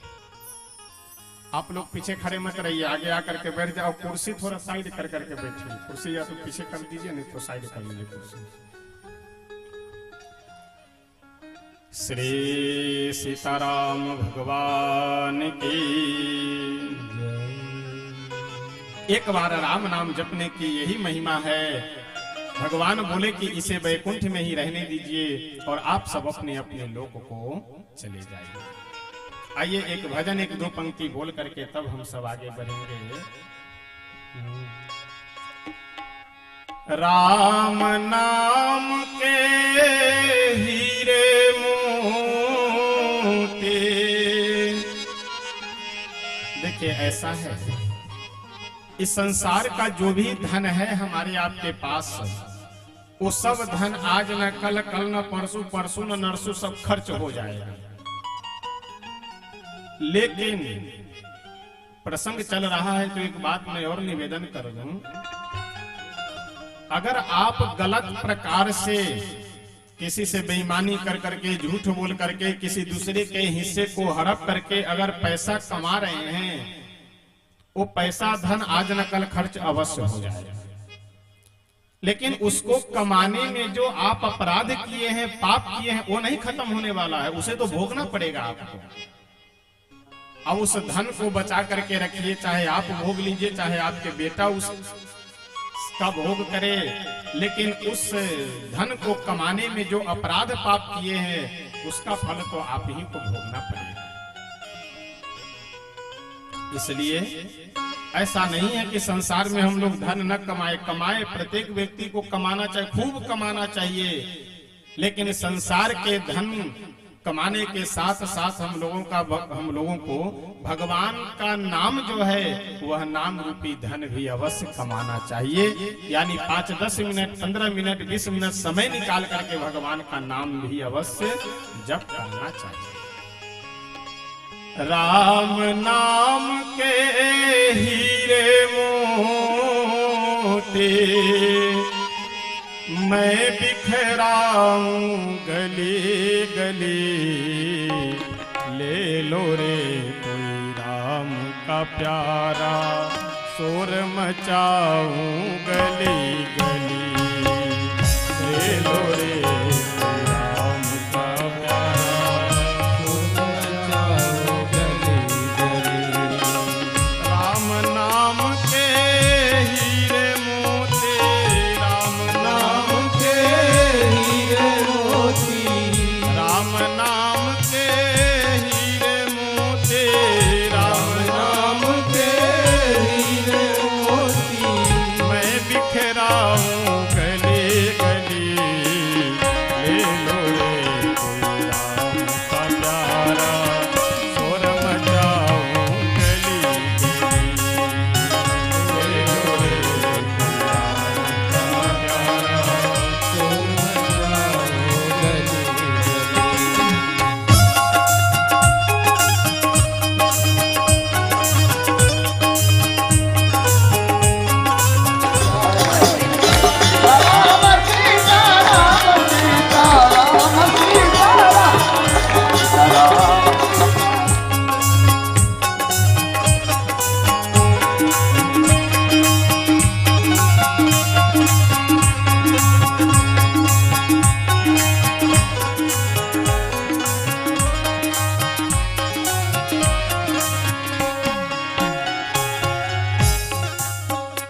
देखिए, इस संसार की एक विशेषता यह है और हम लोगों की विडंबना यह है कि हम लोग संसार में सब कुछ याद रखते हैं, केवल एक चीज भूल जाते हैं कि हमें एक दिन मरना भी है।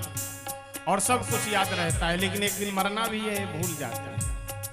अब आप चाहे याद रखिए चाहे भूल जाइए, लेकिन जिस दिन समय पूरा हुआ उस दिन मरना तो अवश्य पड़ेगा। अगली पंक्ति में बहुत सुंदर संत समझाते हुए कहते हैं, धन माया के दीवानों सुन लो, एक दिन ऐसा आएगा। माया के दीवानों सुन लो, एक दिन ऐसा आएगा। माया के दीवानों सुन लो, एक दिन ऐसा आएगा। माया के दीवानों सुन लो, एक दिन ऐसा आएगा। दौलत और माल खजाना यही पड़ा रह जाएगा। धन और दौलत माल खजाना यही पड़ा रह जाएगा। सुंदर देहिया माटी होगी, सुंदर देहिया माटी होगी। चर्चा होगी गली गली। ले लो रे राम का प्यारा, सुर मचाऊं गली गली। ले लो रे राम का प्यारा, सुर मचाऊं गली गली।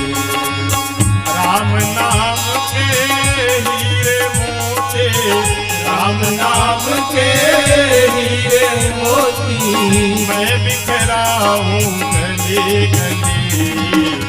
ले लो रे राम का प्यारा, सुर मचाऊं गली। ले लो रे राम का प्यारा, सुर मचाओ गली गली।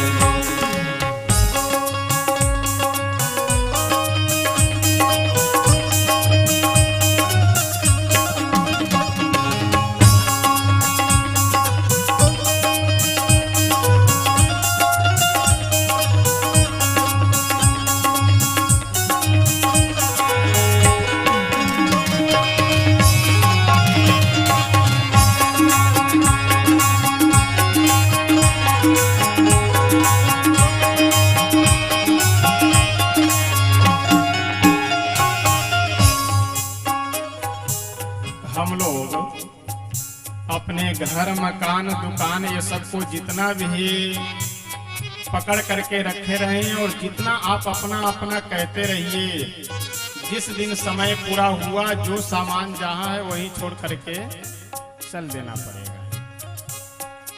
उसी बात को अगली पंक्ति में समझा रहे हैं हम सबको। क्यों करता है मेरा मेरा यह तो तेरा मकान नहीं। क्यों करता है तेरा मेरा यह तो तेरा मकान नहीं। क्यों करता है मेरा मेरा यह तो तेरा मकान नहीं। क्यों करता है तेरा मेरा यह तो तेरा मकान नहीं। झूठे जग में फंसा हुआ है वह सच्चा इंसान नहीं। झूठे जग में फंसा हुआ है वो तेरा इंसान नहीं। जग का मेला 2 दिन का है, जग का मेला 2 दिन का है। जग का मेला 2 दिन का है। जग का मेला 2 दिन का है। अंत में होगे चला चली। ले लो रे राम का प्यारा, सुर मचाऊं गली गली। ले लो रे राम का प्यारा, सुर मचाऊं।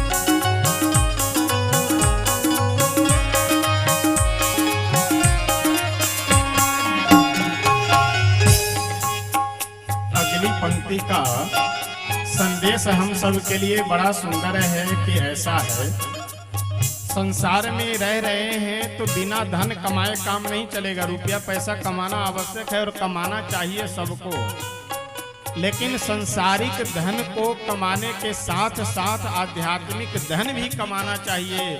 यानी संसार का रुपया पैसा भी कमाए और भगवान का नाम भी कमाना चाहिए, अच्छे कर्म भी कमाना चाहिए, कुछ पुण्य भी कमाना चाहिए, ताकि यहाँ से जब जाए तो कुछ साथ में अच्छा लेकर के हम जाए।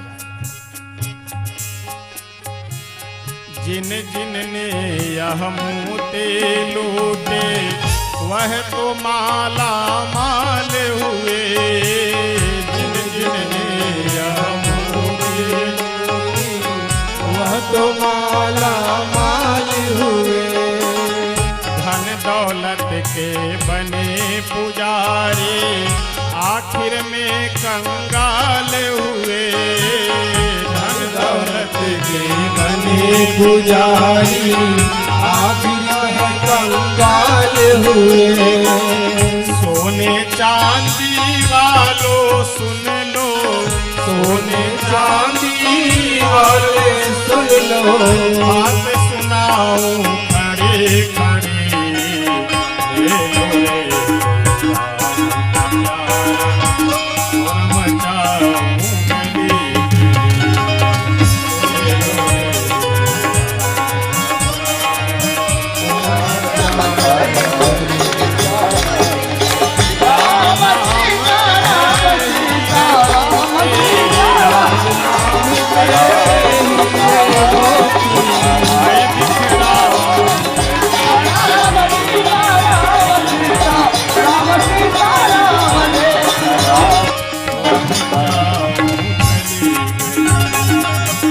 लो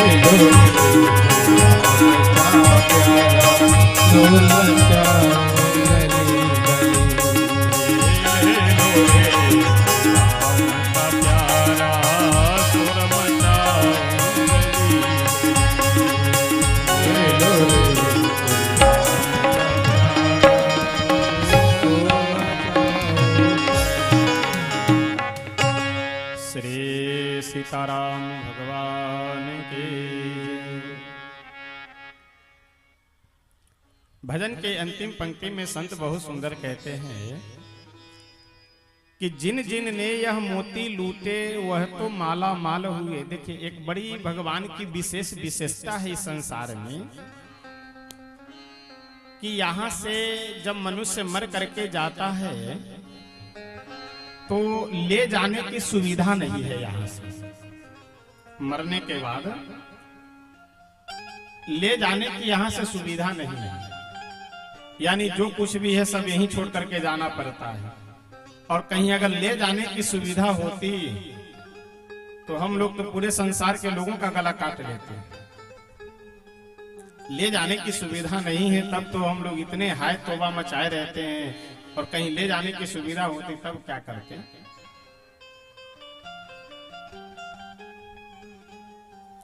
श्री तुलसी बाबा बहुत सुंदर। ये बच्चे सब इतना खेल क्यों रहे हैं भाई?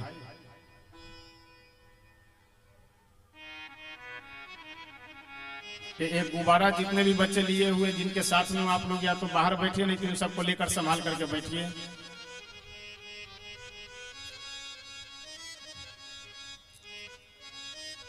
श्री सीताराम भगवान की। देखिए, कथा की एक मर्यादा होती है।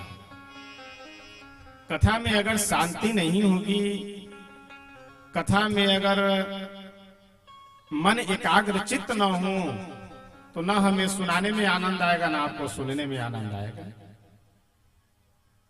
और ये कथा पांडाल है, कोई प्ले ग्राउंड थोड़ी है कि जैसे मन हो वैसे खेलते रहिए, उलटते पलटते रहिए और कथा होती रहे।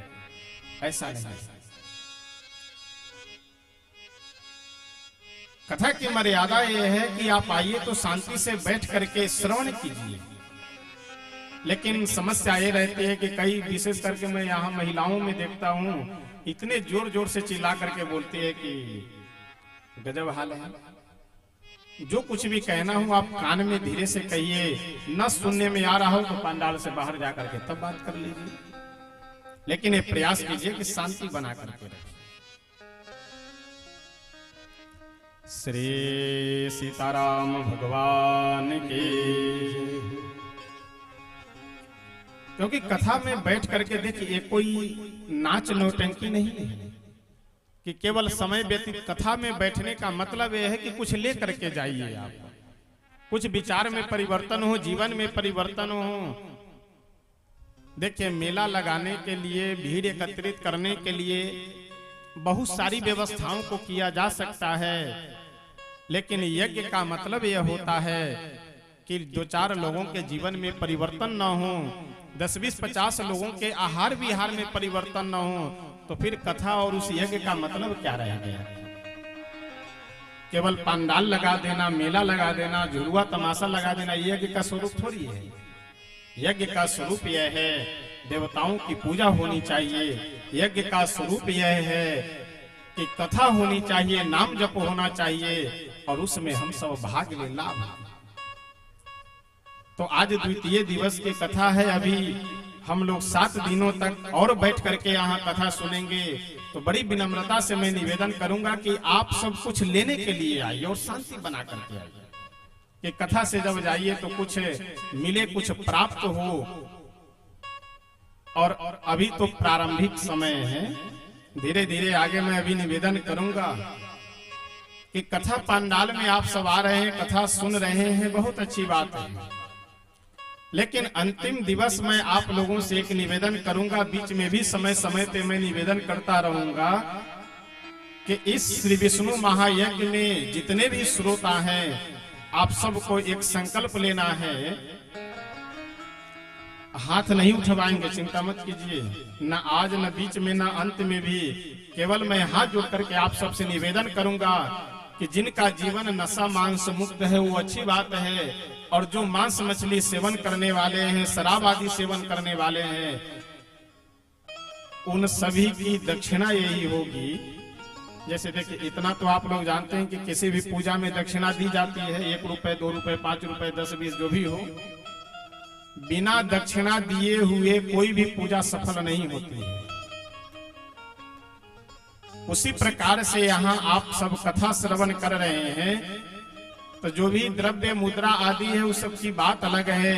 आप सभी श्रोताओं की दक्षिणा यही होगी कि अपने जीवन में नशा मांस मुक्त जीवन जीना है, शाकाहारी शुद्ध सात्विक जीवन आप लोग व्यतीत करें। तो कोई न कोई अपना एक अवगुण आप लोगों को संकल्प कर करके छोड़ना है। ये परिवर्तन अवश्य होना चाहिए। बहुत कथा सुने, बहुत यज्ञ में गए, बहुत पूजा किए, बहुत पाठ किए, बहुत तीर्थ किए, बहुत यात्रा किए, और विचार में परिवर्तन हुआ नहीं, आहार विहार में परिवर्तन नहीं हुआ। फिर क्या मतलब वैसे कथा सुनने का, क्या मतलब वैसे पूजा पाठ करने का? सबसे पहला अध्याय है कि आहार विहार शुद्ध होना चाहिए, विचार शुद्ध होना चाहिए। श्री तुलसी बाबा बहुत सुंदर वर्णन करते हुए कहते हैं कि इस ग्रंथ का नाम श्री रामचरितमानस है। यह रामचरितमानस की विशेषता यह है कि जो भी व्यक्ति श्रद्धा से पाठ करेगा, इस मानस की कथा को सुनेगा, उसके जीवन में अवश्य शांति की प्राप्ति होगी। रामचरित मानस नामा, रामचरित मानस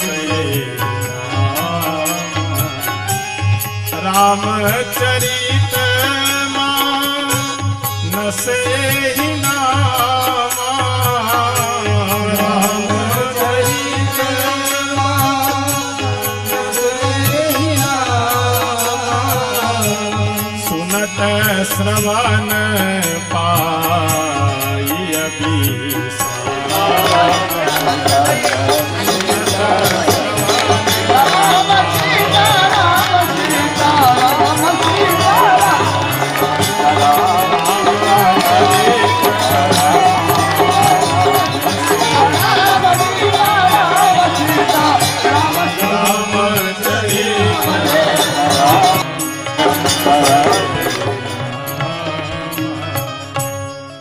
इस ग्रंथ का नाम श्री रामचरितमानस है। इसके सुनने से, इसका पाठ करने से, इसका दर्शन करने से ही मन को शांति की प्राप्ति होती है। आगे बहुत सुंदर समझाते हुए कहते हैं, जो मैं अभी आप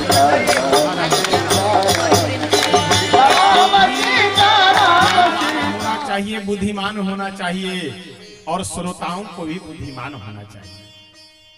वक्ता और श्रोता को कैसा होना चाहिए, श्री तुलसी बाबा समझाते हुए बहुत सुंदर कह रहे हैं। श्रोता वक्ता ज्ञान निधि, कथा राम के गूढ़।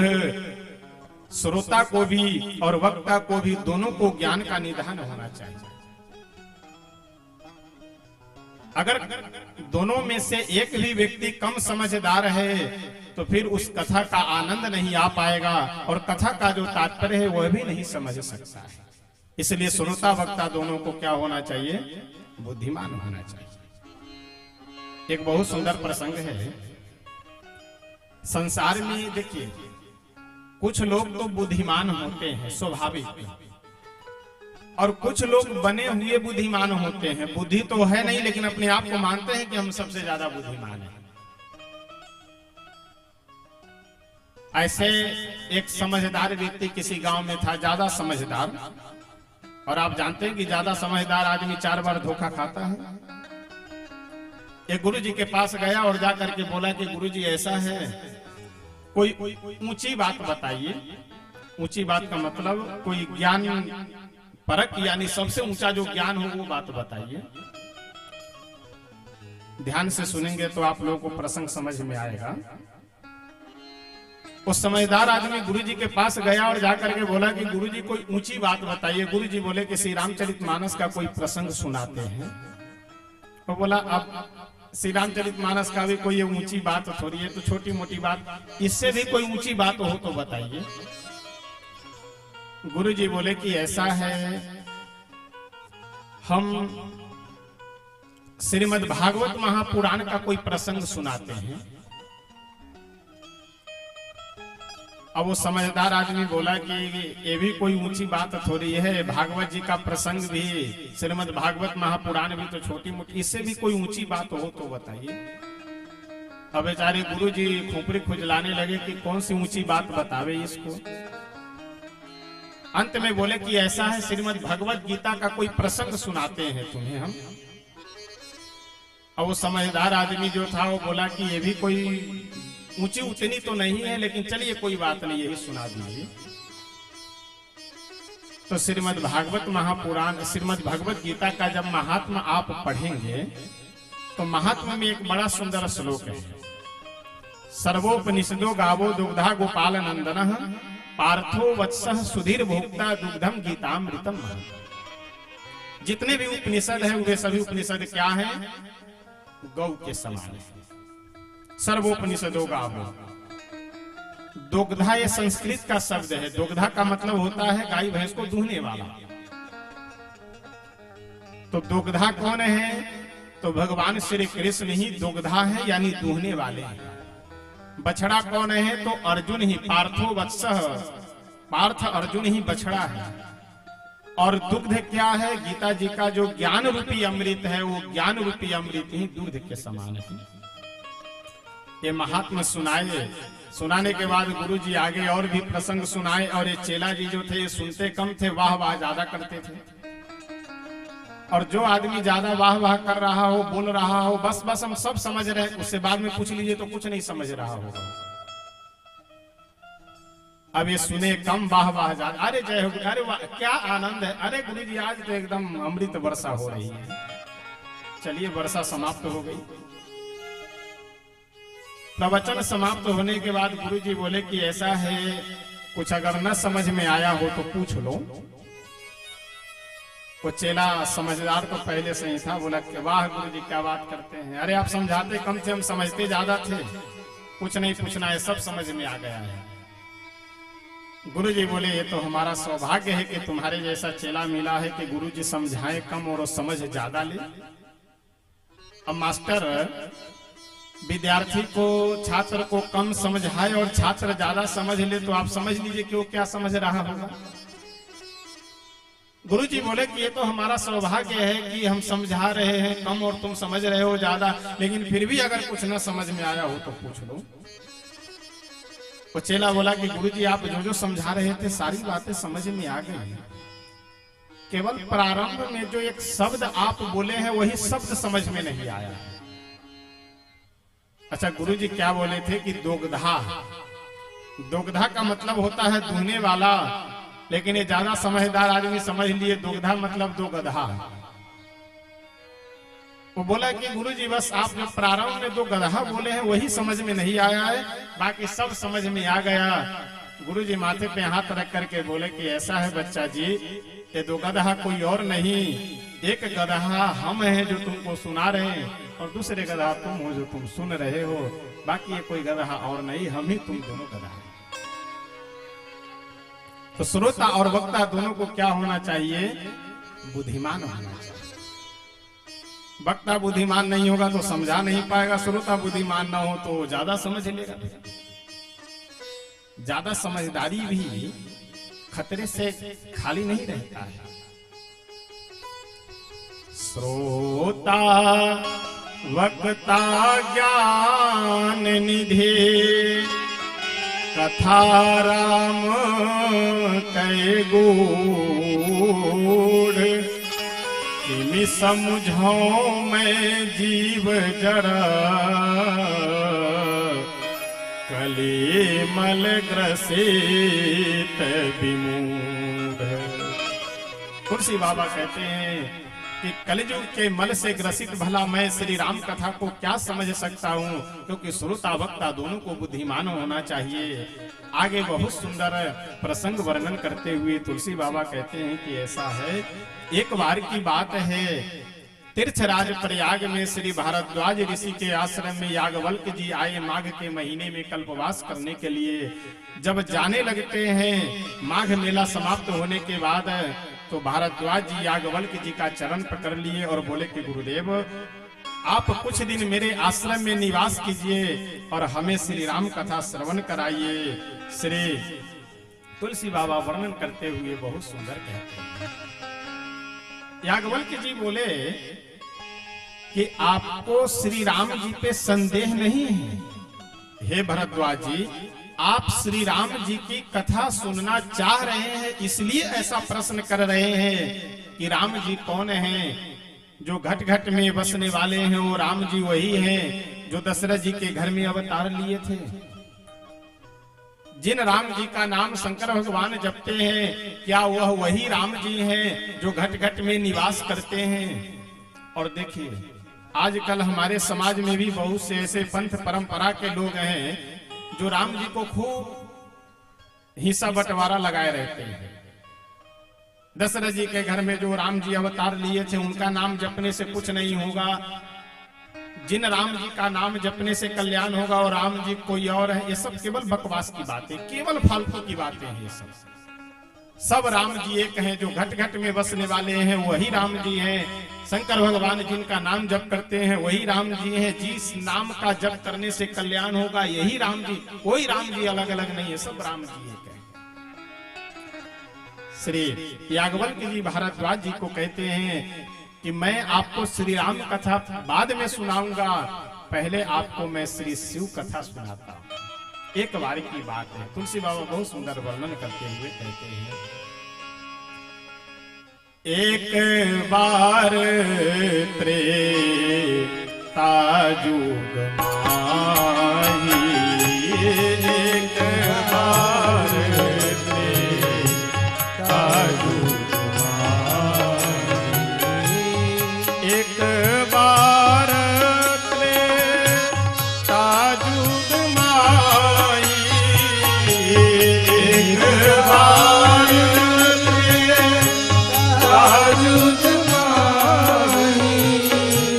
शंभु गए भजरी सिपाही, शंभु गए भजरी सिपाही, संग सती जग जननी भवानी, संग सती जग जननी भवानी, पूजे से अखिलेश्वर दानी, पूजे से अखिलेश्वर दानी।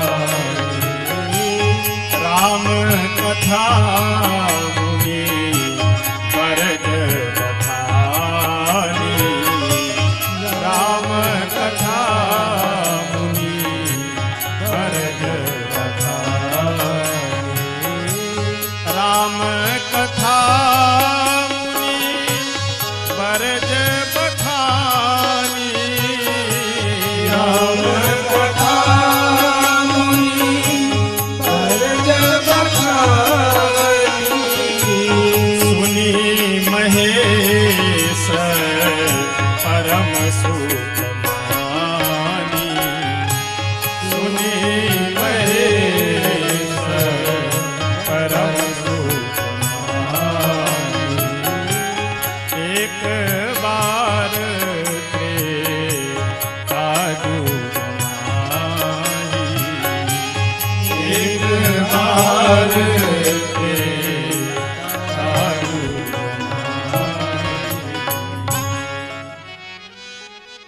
तुलसी बाबा कहते हैं कि एक बार त्रेता युग माही। देखिए, ऐसा नहीं है कि आज पहली बार भोले बाबा अगस्त जी के आश्रम में जा रहे हैं, इससे पहले भी कई बार जा चुके हैं, लेकिन इस बार कुछ विशेष घटना घटित होने वाली है, इसलिए तुलसी बाबा एक बार शब्द का प्रयोग करते हैं। मानस में जहां जहां भी आपको एक बार शब्द मिलेगा, समझ लीजिए कि कुछ न कुछ विशेष बात यहां पे है।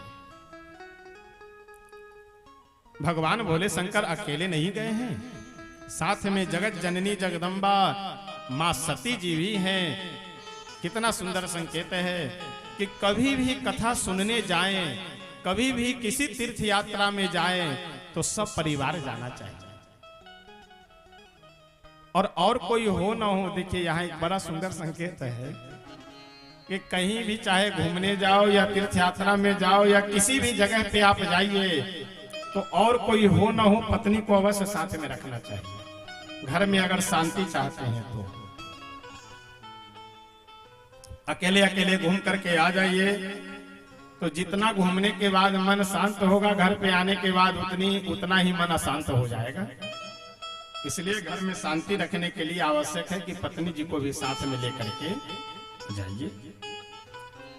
शंकर भगवान को जैसे ही अगस्त जी देखे, तुरंत व्यास गद्दी से उतर कर, अच्छा, कथा प्रारंभ करने ही वाले थे कि भोलेनाथ आ गए।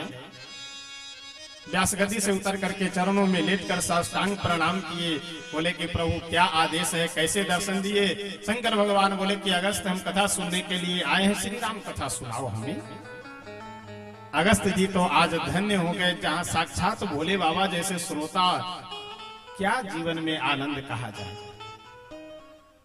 पूरी श्री राम कथा अगस्त जी महाराज प्रभु को सुनाए। जैसे कथा विराम हुई, संकीर्तन हुआ, जयकारा लगाए अगस्त जी। शंकर भगवान उठे, डमरू त्रिशूल अपने हाथ में लिए, झोली को कांधे पे लटकाए, बोले अगस्त ठीक है, अब चलते हैं। तुरंत अगस्त जी व्यास गद्दी से कूद करके और गए, चरण पकड़ लिए भोलेनाथ का। बोले कि प्रभु, आज महीनों से चिल्ला करके, इतना गला फाड़ फाड़ करके कथा सुनाए हैं, और चलते समय बिना कुछ दक्षिणा दिए चले दिए। आप हमारे श्रोता, हम आपके वक्ता, कथावाचक, तो कथावाचक को कुछ दक्षिणा तो मिलनी चाहिए। देखिए, एक व्यंग्यात्मक प्रसंग है, हास्यात्मक प्रसंग है। किसी कहीं पे कथा हो रही थी। अब महाराज जी बड़े श्रद्धा भाव में भर करके जो कथा सुनाने वाले थे, कथा सुनाते थे, और जितने भी श्रोता सभी भाव में भर करके खूब रोए। 2-3 दिन के बाद एक श्रोता आया और आकर के पूछा कि महाराज जी ऐसा है, आपकी कथा सुन करके सभी श्रोता रोते हैं, आप कभी नहीं रोते हैं। महाराज जी बोले कि ऐसा है कि 9 दिनों तक हमारे सभी श्रोता रोएंगे कथा सुन करके हमारी, और 10वां दिन जब ठीक से दक्षिणा नहीं मिलेगी तो उस दिन हम रोएंगे। हमारा नंबर 10वां दिन आएगा, 9 दिन श्रोता लोग रोए कथा सुन करके। अगस्त जी शंकर भगवान से बोले कि प्रभु, इतने दिनों से कथा सुनाए हैं और बिना कुछ दक्षिणा दिए हुए, कथावाचक को कुछ दक्षिणा दे करके तो जाइए। शंकर भगवान बोले, अभी तक तो तुम कभी कुछ लिए नहीं, वही हम सोचे कि आज भी कुछ नहीं, क्या चाहिए मांग लो। स्वर्ग दे, वैकुंठ का सुख दे दे, पूरे इस पृथ्वी का साम्राज्य दे दे, क्या चाहिए? अगस्त्य जी बोले कि कुछ नहीं चाहिए प्रभु। अच्छा, अगर हमारे आपके पास आकर के भोले बाबा कह दे कि क्या चाहिए मांग लो, तो हम लोग क्या करेंगे? तुरंत कम से कम 2 हाथ लंबा लिस्ट पकड़ा देंगे, ये भी दे दीजिए, ये भी दे दीजिए, ये भी दे दीजिए, ये भी दे दीजिए। हम लोग की विडंबना यही है। 1 लोटा जल लिए हाथ में, 2-4 अक्षत डाल दिए, 2-4 पुष्प डाल दिए, उससे भी श्रद्धा जागृत हुई, 2-4 बेलपत्र रख दिए, उससे भी अगर श्रद्धा बढ़ी तो 1 का सिक्का 1 डाल दिए और चल दिए शंकर भगवान के मंदिर में जल चढ़ाने के लिए। और जैसे घर से निकले वैसे लिस्ट बनाना प्रारंभ कर देते हैं, ये भी मांग लेंगे, ये भी मांग लेंगे, ये भी मांग लेंगे, ये भी मांग लेंगे। चढ़ाना क्या है? 1 लोटा जल। और मांग क्या रहे हैं? बस। अच्छा, लोग इतना विचित्र विचित्र मांग भी करते हैं कि कभी कभी हंसी लगती है। कई बार आप देखेंगे लोग हमसे भी मिलते हैं तो कहते हैं, महाराज जी ये हमारे घर के बगल में देख रहे हैं ना खेत? हाँ भैया देख रहे हैं, ठीक। ये 10 कट्ठा का प्लॉट है, 5 लाख रुपये कट्ठा है, 50 लाख का। तो हम हनुमान जी के मंदिर में संकल्प कर करके आए हैं कि जिस दिन ये प्लॉट हमारा हो जाएगा उस दिन 5 किलो लड्डू चढ़ाएंगे। अच्छा, सबसे मूर्ख हनुमान जी ही है कि तुम्हें 50 लाख का प्लॉट दे तो तुम 5 किलो जा करके उनको लड्डू खिलाओ। उससे अच्छा 50 लाख का वो स्वयं लड्डू खरीद करके ना खा लेंगे बाजार से। अगस्त्य जी से भोले बाबा बोले कि मांगो क्या चाहिए? अगस्त्य जी बोले प्रभु कुछ नहीं चाहिए, हमें तो श्री सीताराम जी की भक्ति चाहिए, भगवान के चरणों में अनन्य प्रेम हो, बस यही आशीर्वाद दीजिए और कुछ नहीं चाहिए। शंकर भगवान तथास्तु आशीर्वाद दे करके वहां से चल पड़े। तुलसी बाबा वर्णन करते हुए बहुत सुंदर कहते हैं कि ऐसा है, भोले बाबा हमारे कथा में मन लगाए, श्रद्धा भाव से कथा श्रवण किए, लेकिन जो सती मैया साथ में थी उनका कथा में मन लगा नहीं। बहुत सारे लोग होते भी हैं, इसीलिए कथा में बार बार समझाना भी पड़ता है। आकर के कथा में बैठे हैं, बगल वाले अगर कोई व्यक्ति बड़े आनंद से सुन रहे हो उनको भी डिस्टर्ब करते रहेंगे। और सब ठीक है, धीरे से हाथ पकड़ करके हिलाएंगे, क्या है और सब ठीक, अरे हाल चाल बाद में पूछ लेना। अगर अगला व्यक्ति बोल भी दे, अरे क्या है कथा सुनो बाद में बात कर लेंगे, फिर शांत, फिर 5 मिनट बाद, अच्छा कितने बजे आप आए हैं? जिस व्यक्ति का अगर कथा में मन न लग रहा हो उसका बस एक ही प्रमाण है कि आगे पीछे ऊपर नीचे दाहिने बाएं उसकी नजर हमेशा घूमती रहती है। और व्यासगदी इसीलिए ऊंचे पे लगाया जाता है, व्यासगदी इसीलिए ऊंचा बनाया जाता है, यहाँ से एक एक आदमी का रिकॉर्ड रहता है, कौन गप लगा रहा है, कौन सुन रहा है, किसका मन लग रहा है, किसका मन नहीं लग रहा है। भरे पूरा पंडाल भरा हुआ हो, लेकिन अगर आप बाद में पूछेंगे कि हम कहाँ बैठे थे, हमारा मन लग रहा था कि नहीं लगा, हम बता देंगे आपको, क्योंकि यहाँ से सब दिखाई देता है। लोगों को लगता है कि हम धीरे से पीछे बैठे हैं इसलिए गप सलाका लगाते रहे, कोई बात नहीं, लेकिन यहाँ से सब का रिकॉर्ड रहता है। सती जी का मन लगा नहीं कथा में। शंकर भगवान जब वहां से चलने लगे, सती जी कथा में मन नहीं लगाई, प्रेम से आनंद से श्रद्धा से कथा नहीं सुनी, इसलिए तुलसी बाबा सारे विशेषण हटा करके कहते हैं कि चले भवन संग दक्ष कुमार। संग में कौन जा रही है? तो केवल दक्ष की बेटी जा रही, जगत जननी खत्म, भवानी खत्म, सब विशेषण खत्म। उसी समय भगवान श्री राम जी अवतार ग्रहण कर करके लीला कर रहे थे, और लीला में प्रसंग कौन सा चल रहा था? जानकी जी का हरण हो चुका है, प्रभु जानकी जी को खोजने के लिए इधर उधर वन में भटक रहे हैं, लताओं से, वृक्षों से, पशु पक्षियों से जानकी जी का समाचार पूछ रहे हैं। शंकर भगवान ने सोचे कि अगर इसी समय में जाऊंगा तो प्रभु का जो रहस्य है, भेद है, वो खुल जाएगा और संसार के लोग जान जाएंगे कि ये मनुष्य नहीं भगवान है। ये राम जी मनुष्य नहीं भगवान है, संसार के लोग जान जाएंगे, इसलिए हमें जाना उचित नहीं है। सती जी बार बार यही सोच रही है अपने मन में कि बताओ कैसे भगवान है। कहने के लिए राम जी भगवान है और उनको इतना भी पता नहीं है कि हमारी पत्नी कहाँ है। बेचारे बानर भालू को दौड़ाए खोजने के लिए, दिव्य दृष्टि से देख लेना चाहिए कि कहाँ हमारी पत्नी है।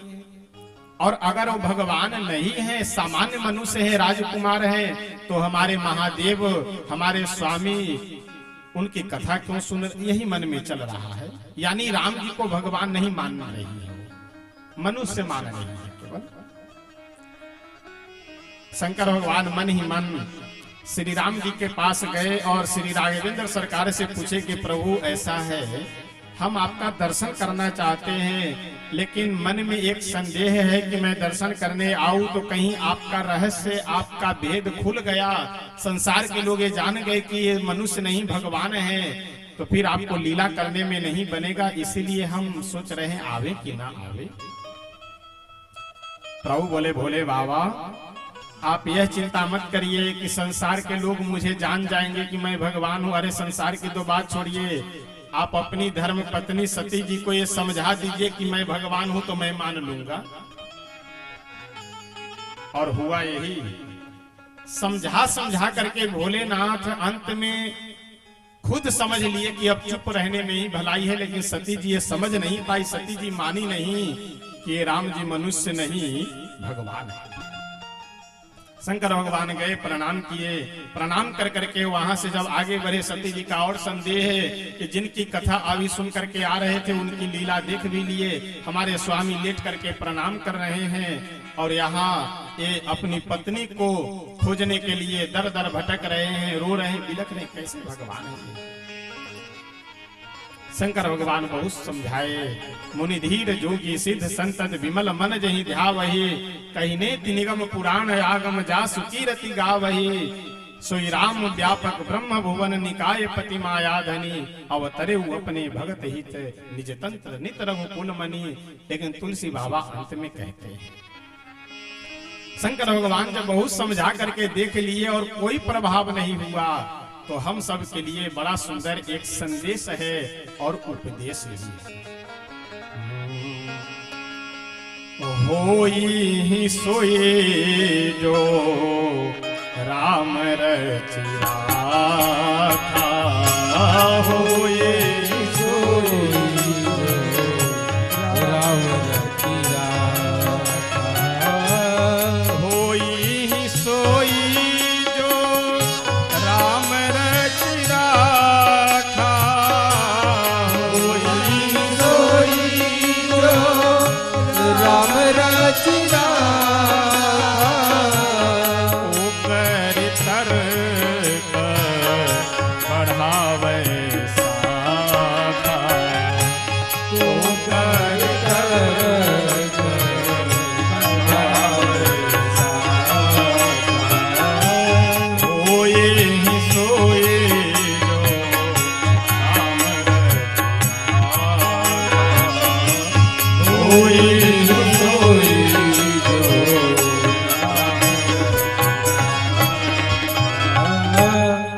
शंकर भगवान बहुत समझाए। यहाँ एक बात का ध्यान दीजिएगा, आज से 9 दिनों तक मैं बीच बीच में जहां भी इस प्रकार के प्रसंग आएंगे उन प्रसंगों को मैं समझाते हुए आगे बढ़ूंगा।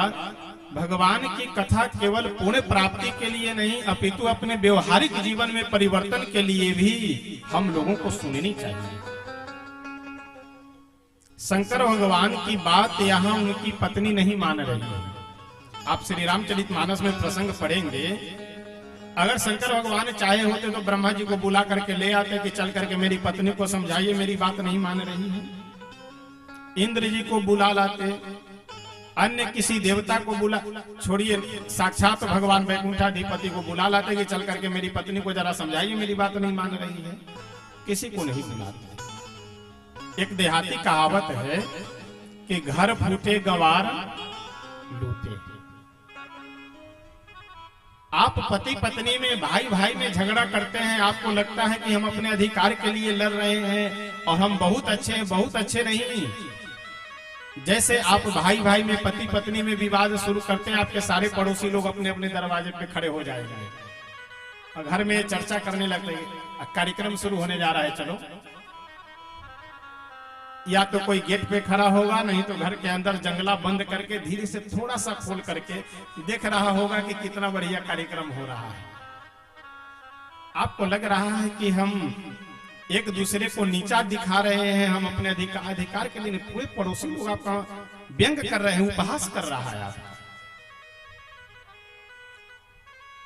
अगर पिता पुत्र के बीच में कुछ बात को लेकर के अनबन है, अगर पिता को पुत्र से कुछ कहना है, डायरेक्ट कहना चाहिए। बेटे को अगर पिता से कुछ कहना है, सीधा जाकर के कहे। अगर अपने किसी भी संबंध में आप बिचमनिया मीडिएटर बनाए तो समझ लीजिए कि उस संबंध को बर्बाद हो जाना है। पति पत्नी के बीच अगर कुछ बात हुई तो आपस में बैठ करके शांति से जो कहना हो कह करके, सुलझने वाला हो तो सुलझा दिया जाए, जो भी निर्णय लेना हो आपस में बैठ करके लिया जाए। लेकिन समस्या यह है कि बिचमनिया हम लोग बना लेते हैं। अब हमारी बात सुना, उसमें मिर्च मसाला ले जा करके वहां सुना दिया, वहां की बात सुन करके मिर्च मसाला लगा कर यहाँ सुना दिया। अगर व्यवहार बनने वाला भी हो, संबंध बनने वाला हो तो संबंध बर्बाद हो जाता है। इसलिए कभी भी खास संबंध के बीच में, पति पत्नी का हो, भाई भाई का हो, पिता पुत्र का हो, और भी जो भी संबंध है, इन संबंधों में कभी भी मीडिएटर नहीं बनाना चाहिए। शंकर भगवान स्वयं समझा करके देखे, जब नहीं समझी छोड़ दिए। और बार बार प्रयास करने के बाद भी न अगर बात बन रही हो, काम न बन रहा हो, तो शंकर भगवान बहुत सुंदर हम लोगों को रास्ता दिखला रहे हैं कि ऐसा है, डिप्रेशन के शिकार मत हो, फांसी मत लगाओ, सल्फास की गोली मत खाओ, भगवान के ऊपर छोड़ दो, भगवान जो करेंगे वो। और देखिए, ये बात यदि हम लोग अपने जीवन में धारण कर ले कि भगवान जो करेंगे सब अच्छा करेंगे, 50% समस्याओं का समाधान उसी समय हो जाएगा। एक बहुत सुंदर प्रसंग है कि एक राजा थे, बहुत ही धार्मिक विचार के। उनके मंत्री जो थे वो उनसे भी अधिक आध्यात्मिक और धार्मिक व्यक्ति थे। मंत्री जी हमेशा एक बात बोला करे कि भगवान जो करते हैं सब अच्छा करते हैं। एक बार राजा की अंगुली कट गई। राजा दर्द से कराहते हुए आए, मंत्री जी से बोले कि अरे मंत्री जी, मुझे बहुत दर्द हो रहा है, जल्दी से राज वैद्य जी को बुलाइए और मेरी अंगुली कट गई। मंत्री जी जाते जाते वही शब्द बोल दिए, वाक्य, भगवान जो करते हैं सब अच्छा करते हैं।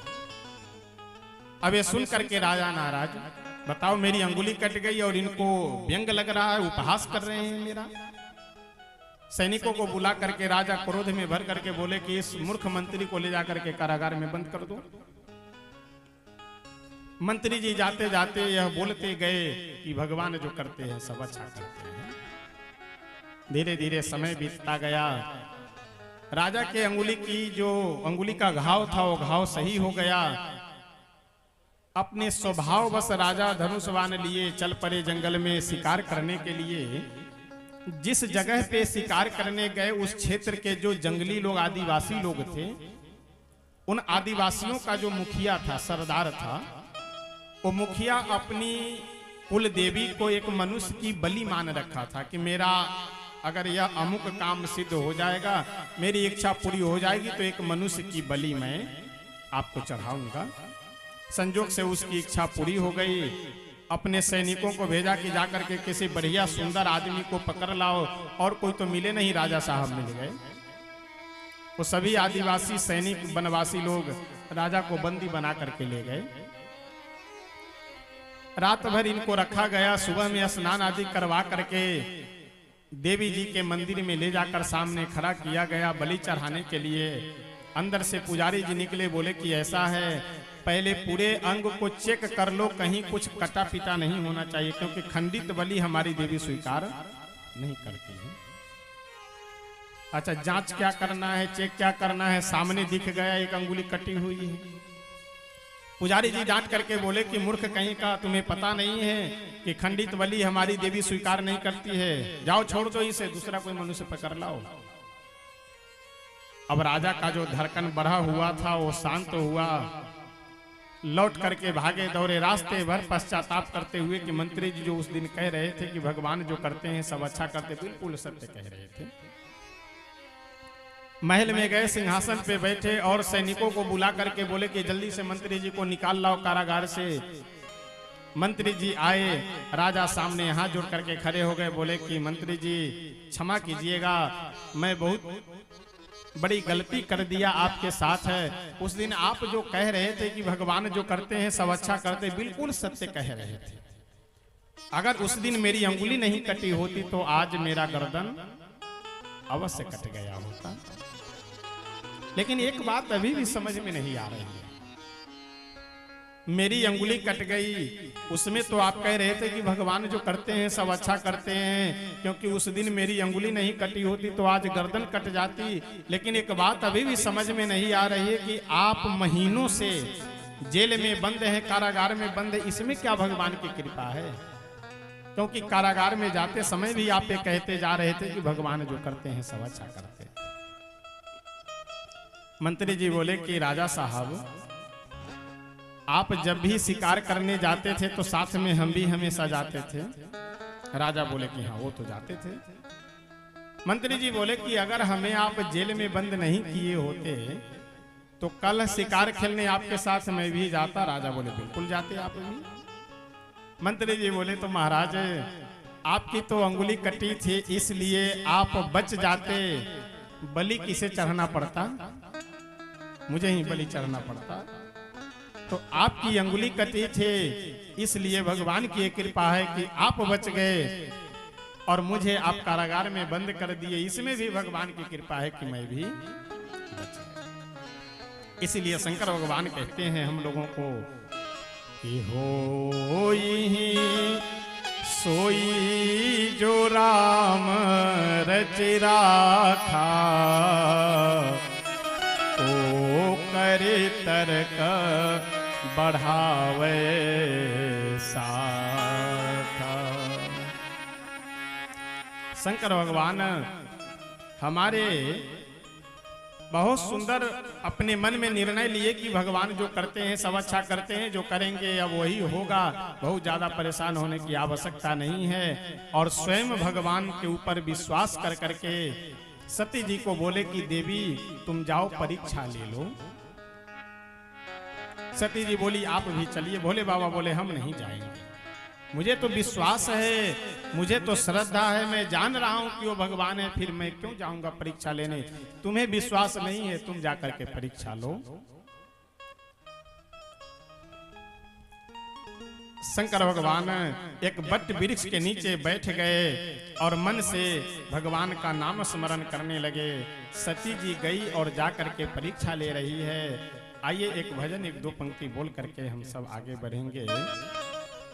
शंकर भगवान बट वृक्ष के नीचे विराजमान हैं और बिल्कुल एकदम आश्वस्त निश्चिंत होकर के भगवान के चरणों में अपने श्रद्धा भाव को समर्पित कर करके बैठे हुए हैं।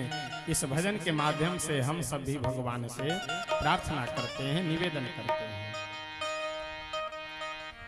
भगवान मेरी नैया उस पार लगा देना, भगवान मेरी नैया उस पार लगा देना, भगवान मेरी नैया उस पार लगा देना,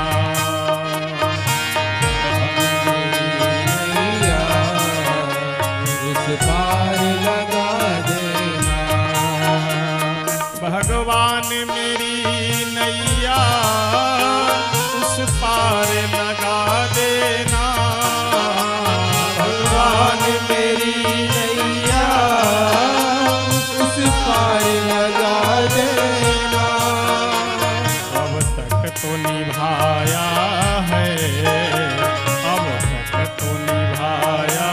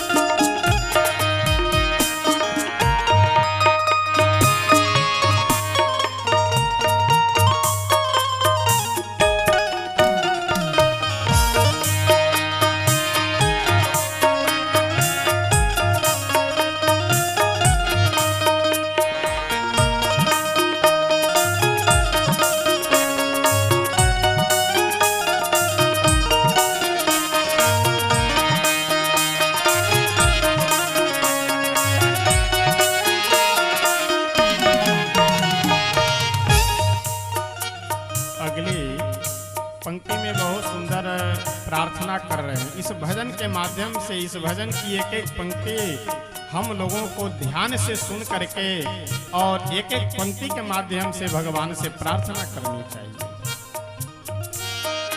संभव है झंझट में मैं तुमको भूल जाऊं, संभव है झंझट में मैं तुझको भूल जाऊं, संभव है झंझट में मैं तुमको भूल जाऊं, संभव है झंझट में मैं तुझको भूल जाऊं, पर नाथ कहीं तुमको, पर नाथ कहीं तुमको मुझको न भुला देना, पर नाथ कहीं नैया इस पार लगा देना, भगवान मेरी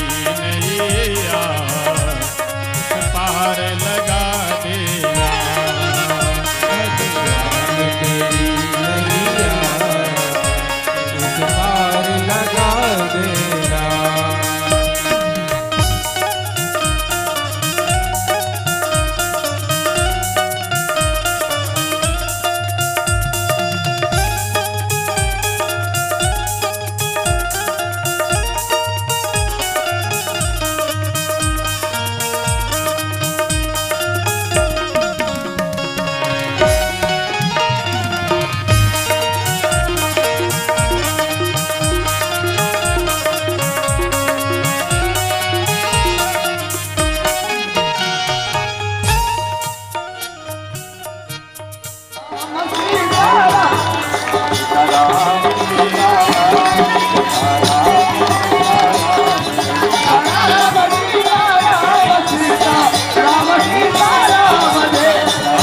है कि हम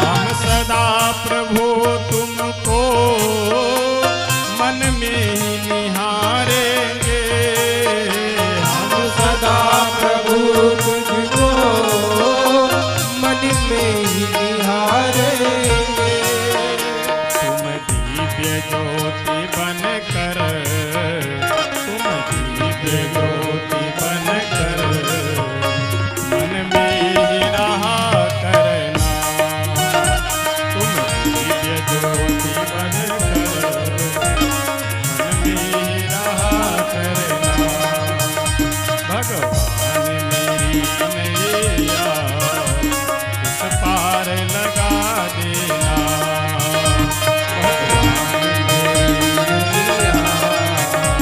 इस पार लगा देना।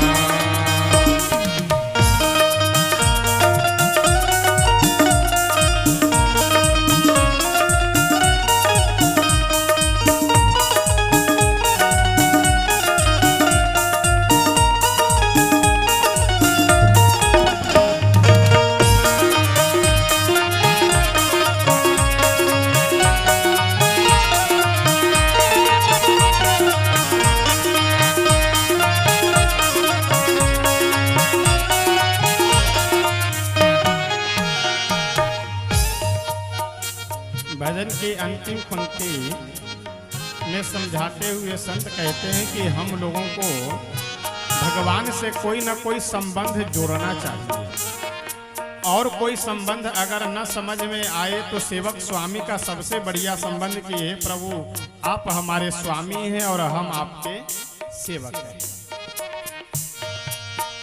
मेरे देव प्रभु तुम हो, मैं तेरा पुजारी हूँ, मेरे देव प्रभु तुम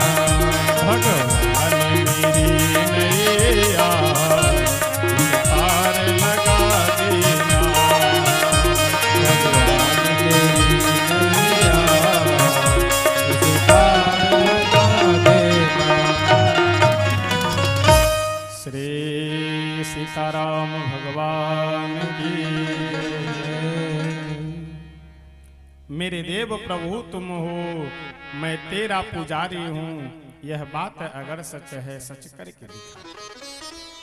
भगवान से हम लोगों को कोई ना कोई संबंध अवश्य जोड़ना चाहिए।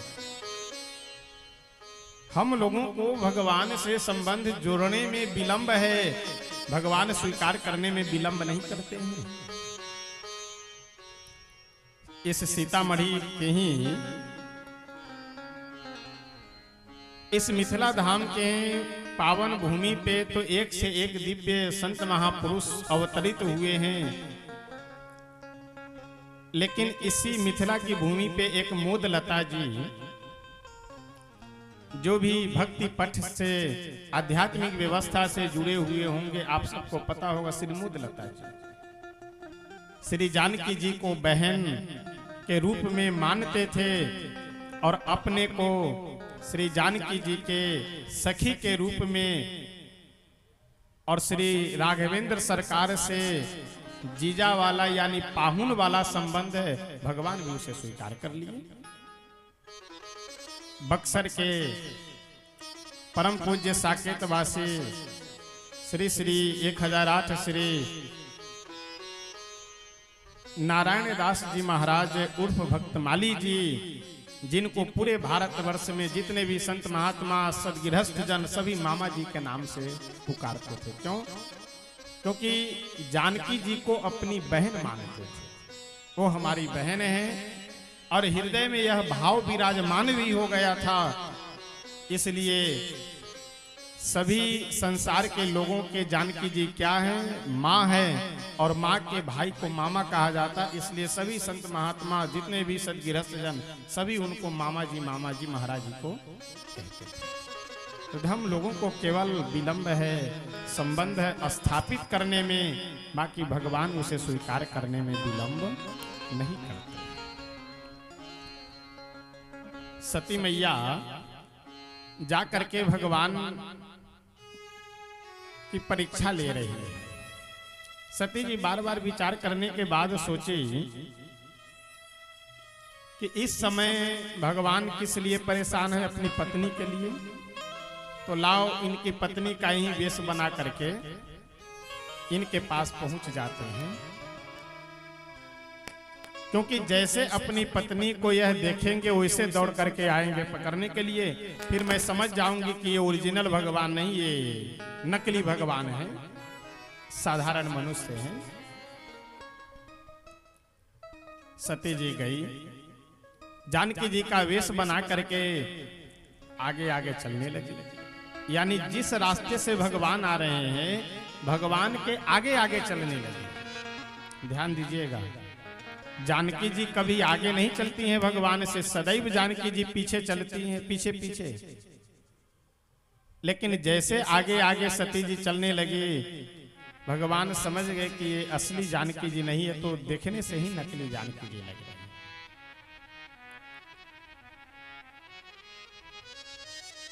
पास में गए, सती जी तो मन ही मन सोच रहे थे कि अभी आएंगे, मुझे गले से लगा करके सीने से लगा करके रोने लगेंगे कि तुम मुझे छोड़कर कहाँ चली गई थी जानकी, देखो मैं कितना रो रहा हूँ, कितना पागल हूँ, कितना परेशान हूँ तुम्हारे लिए। सती जी मन में यही सोच रही थी। लेकिन भगवान जैसे पास में गए, प्रणाम किए। माता जी प्रणाम, आज अकेली अकेली घूम रही हो वन में, पिताजी नहीं है, भोलेनाथ साथ में नहीं है, कहाँ है वो? सती जी तो समझ गई ये तो हमें पहचान गए, यानी ये नकली भगवान नहीं है, असली भगवान है।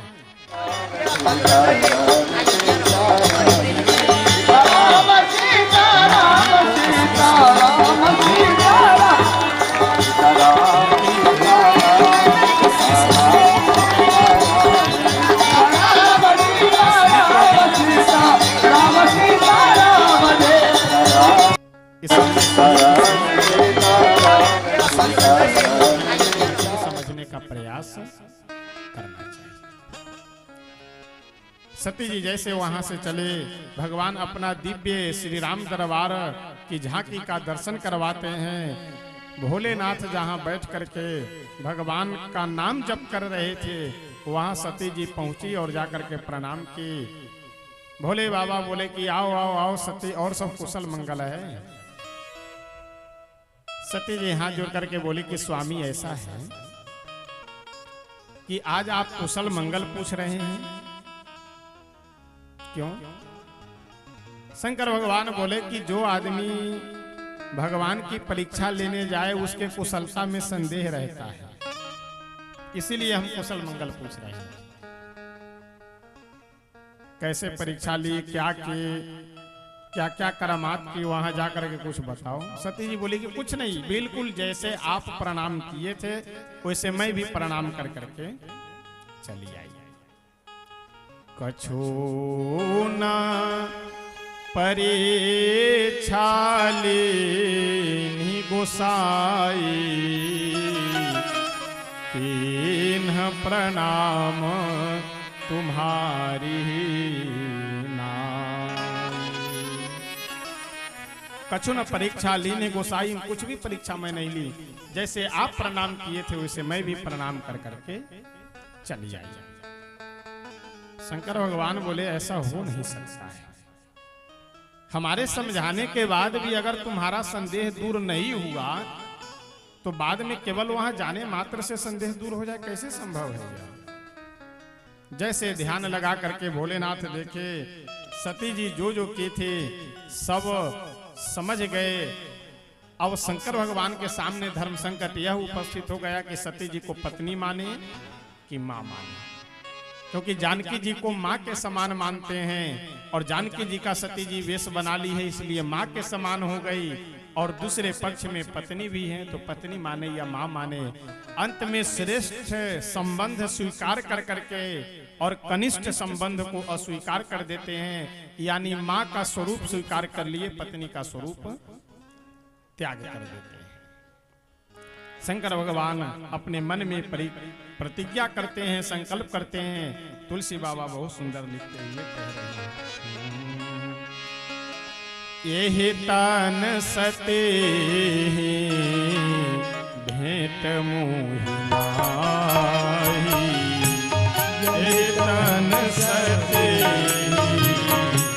भेंट मोहि माही, यही तन सती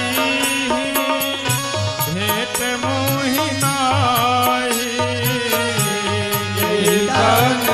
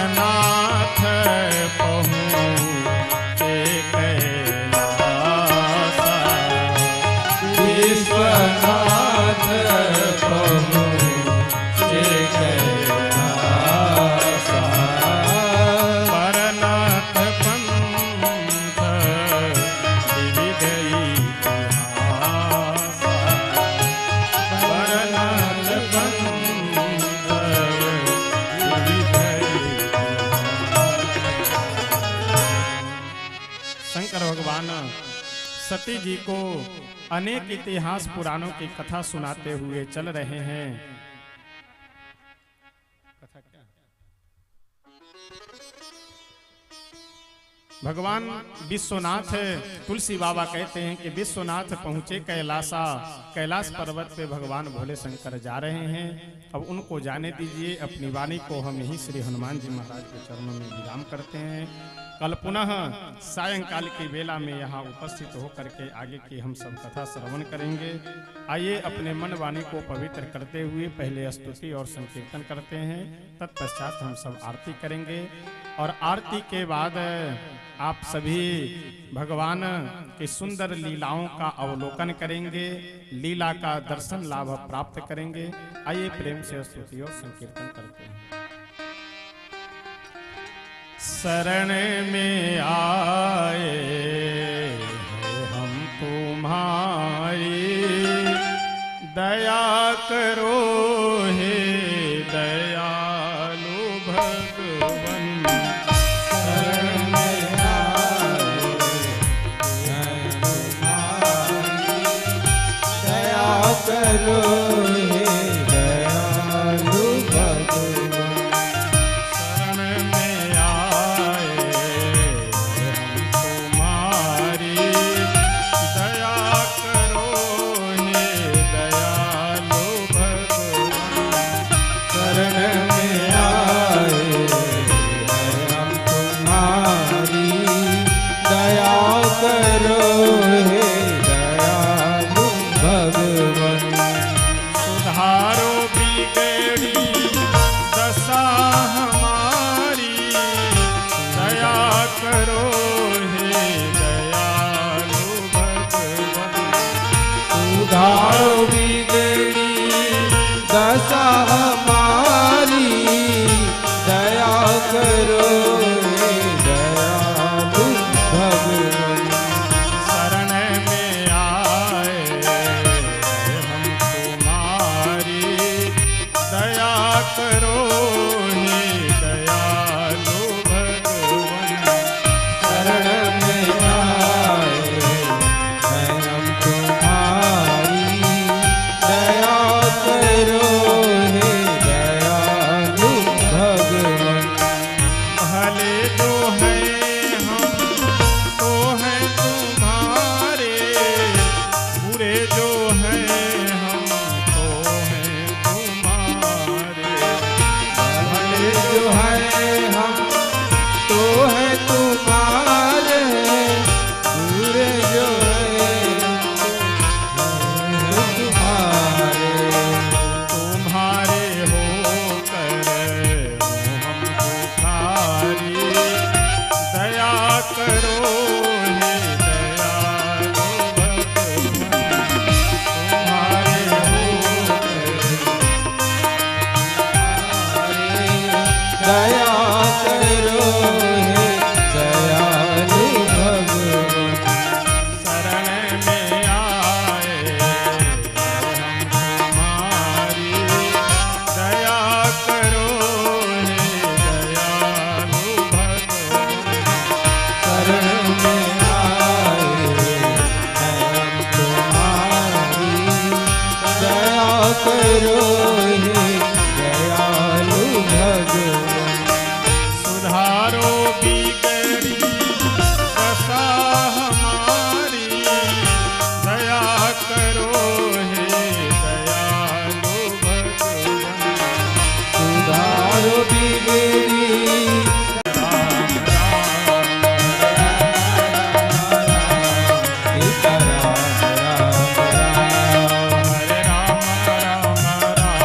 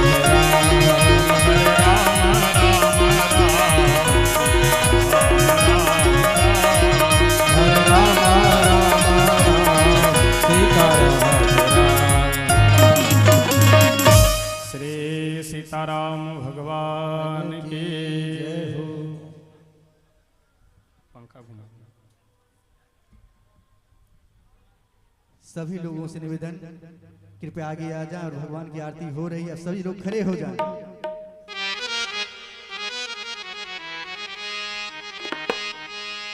सीताराम तेरी आरती उतारो, सीताराम तेरी आरती उतारो।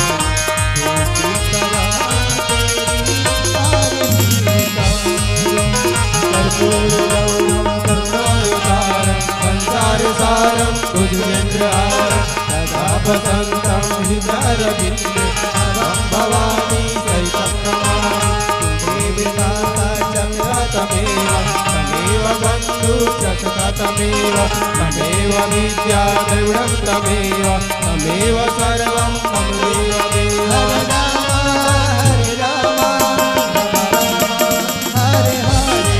हरे राम हरे कृष्णा कृष्ण कृष्णा हरे हरे हरे राम राम राम हरे हरे हरे कृष्णा कृष्ण कृष्णा हरे हरे।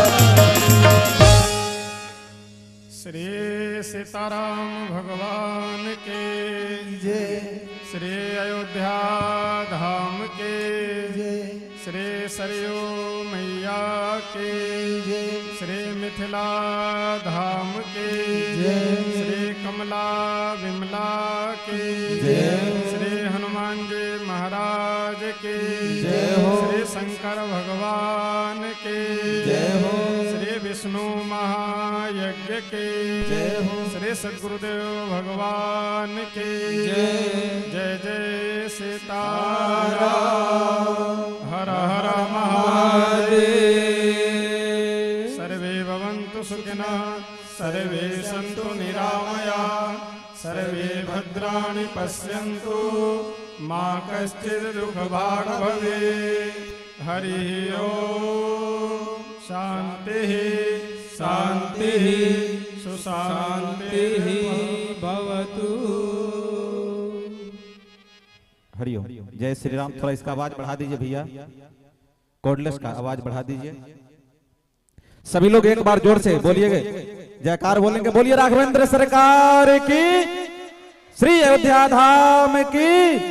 बहुत बहुत धन्यवाद सभी भक्तों को जो इस अमूल्य समय में से अपना समय निकालकर ज्ञान गंगा में गोता लगाकर अपने जीवन को कृतार्थ कर रहे हैं।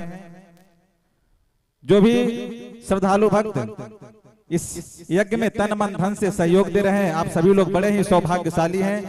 यह सनातन सत्य है कि आपके जीवन में फिर यह सौभाग्य दोबारा कब आएगा, कहां आएगा, कैसे आएगा,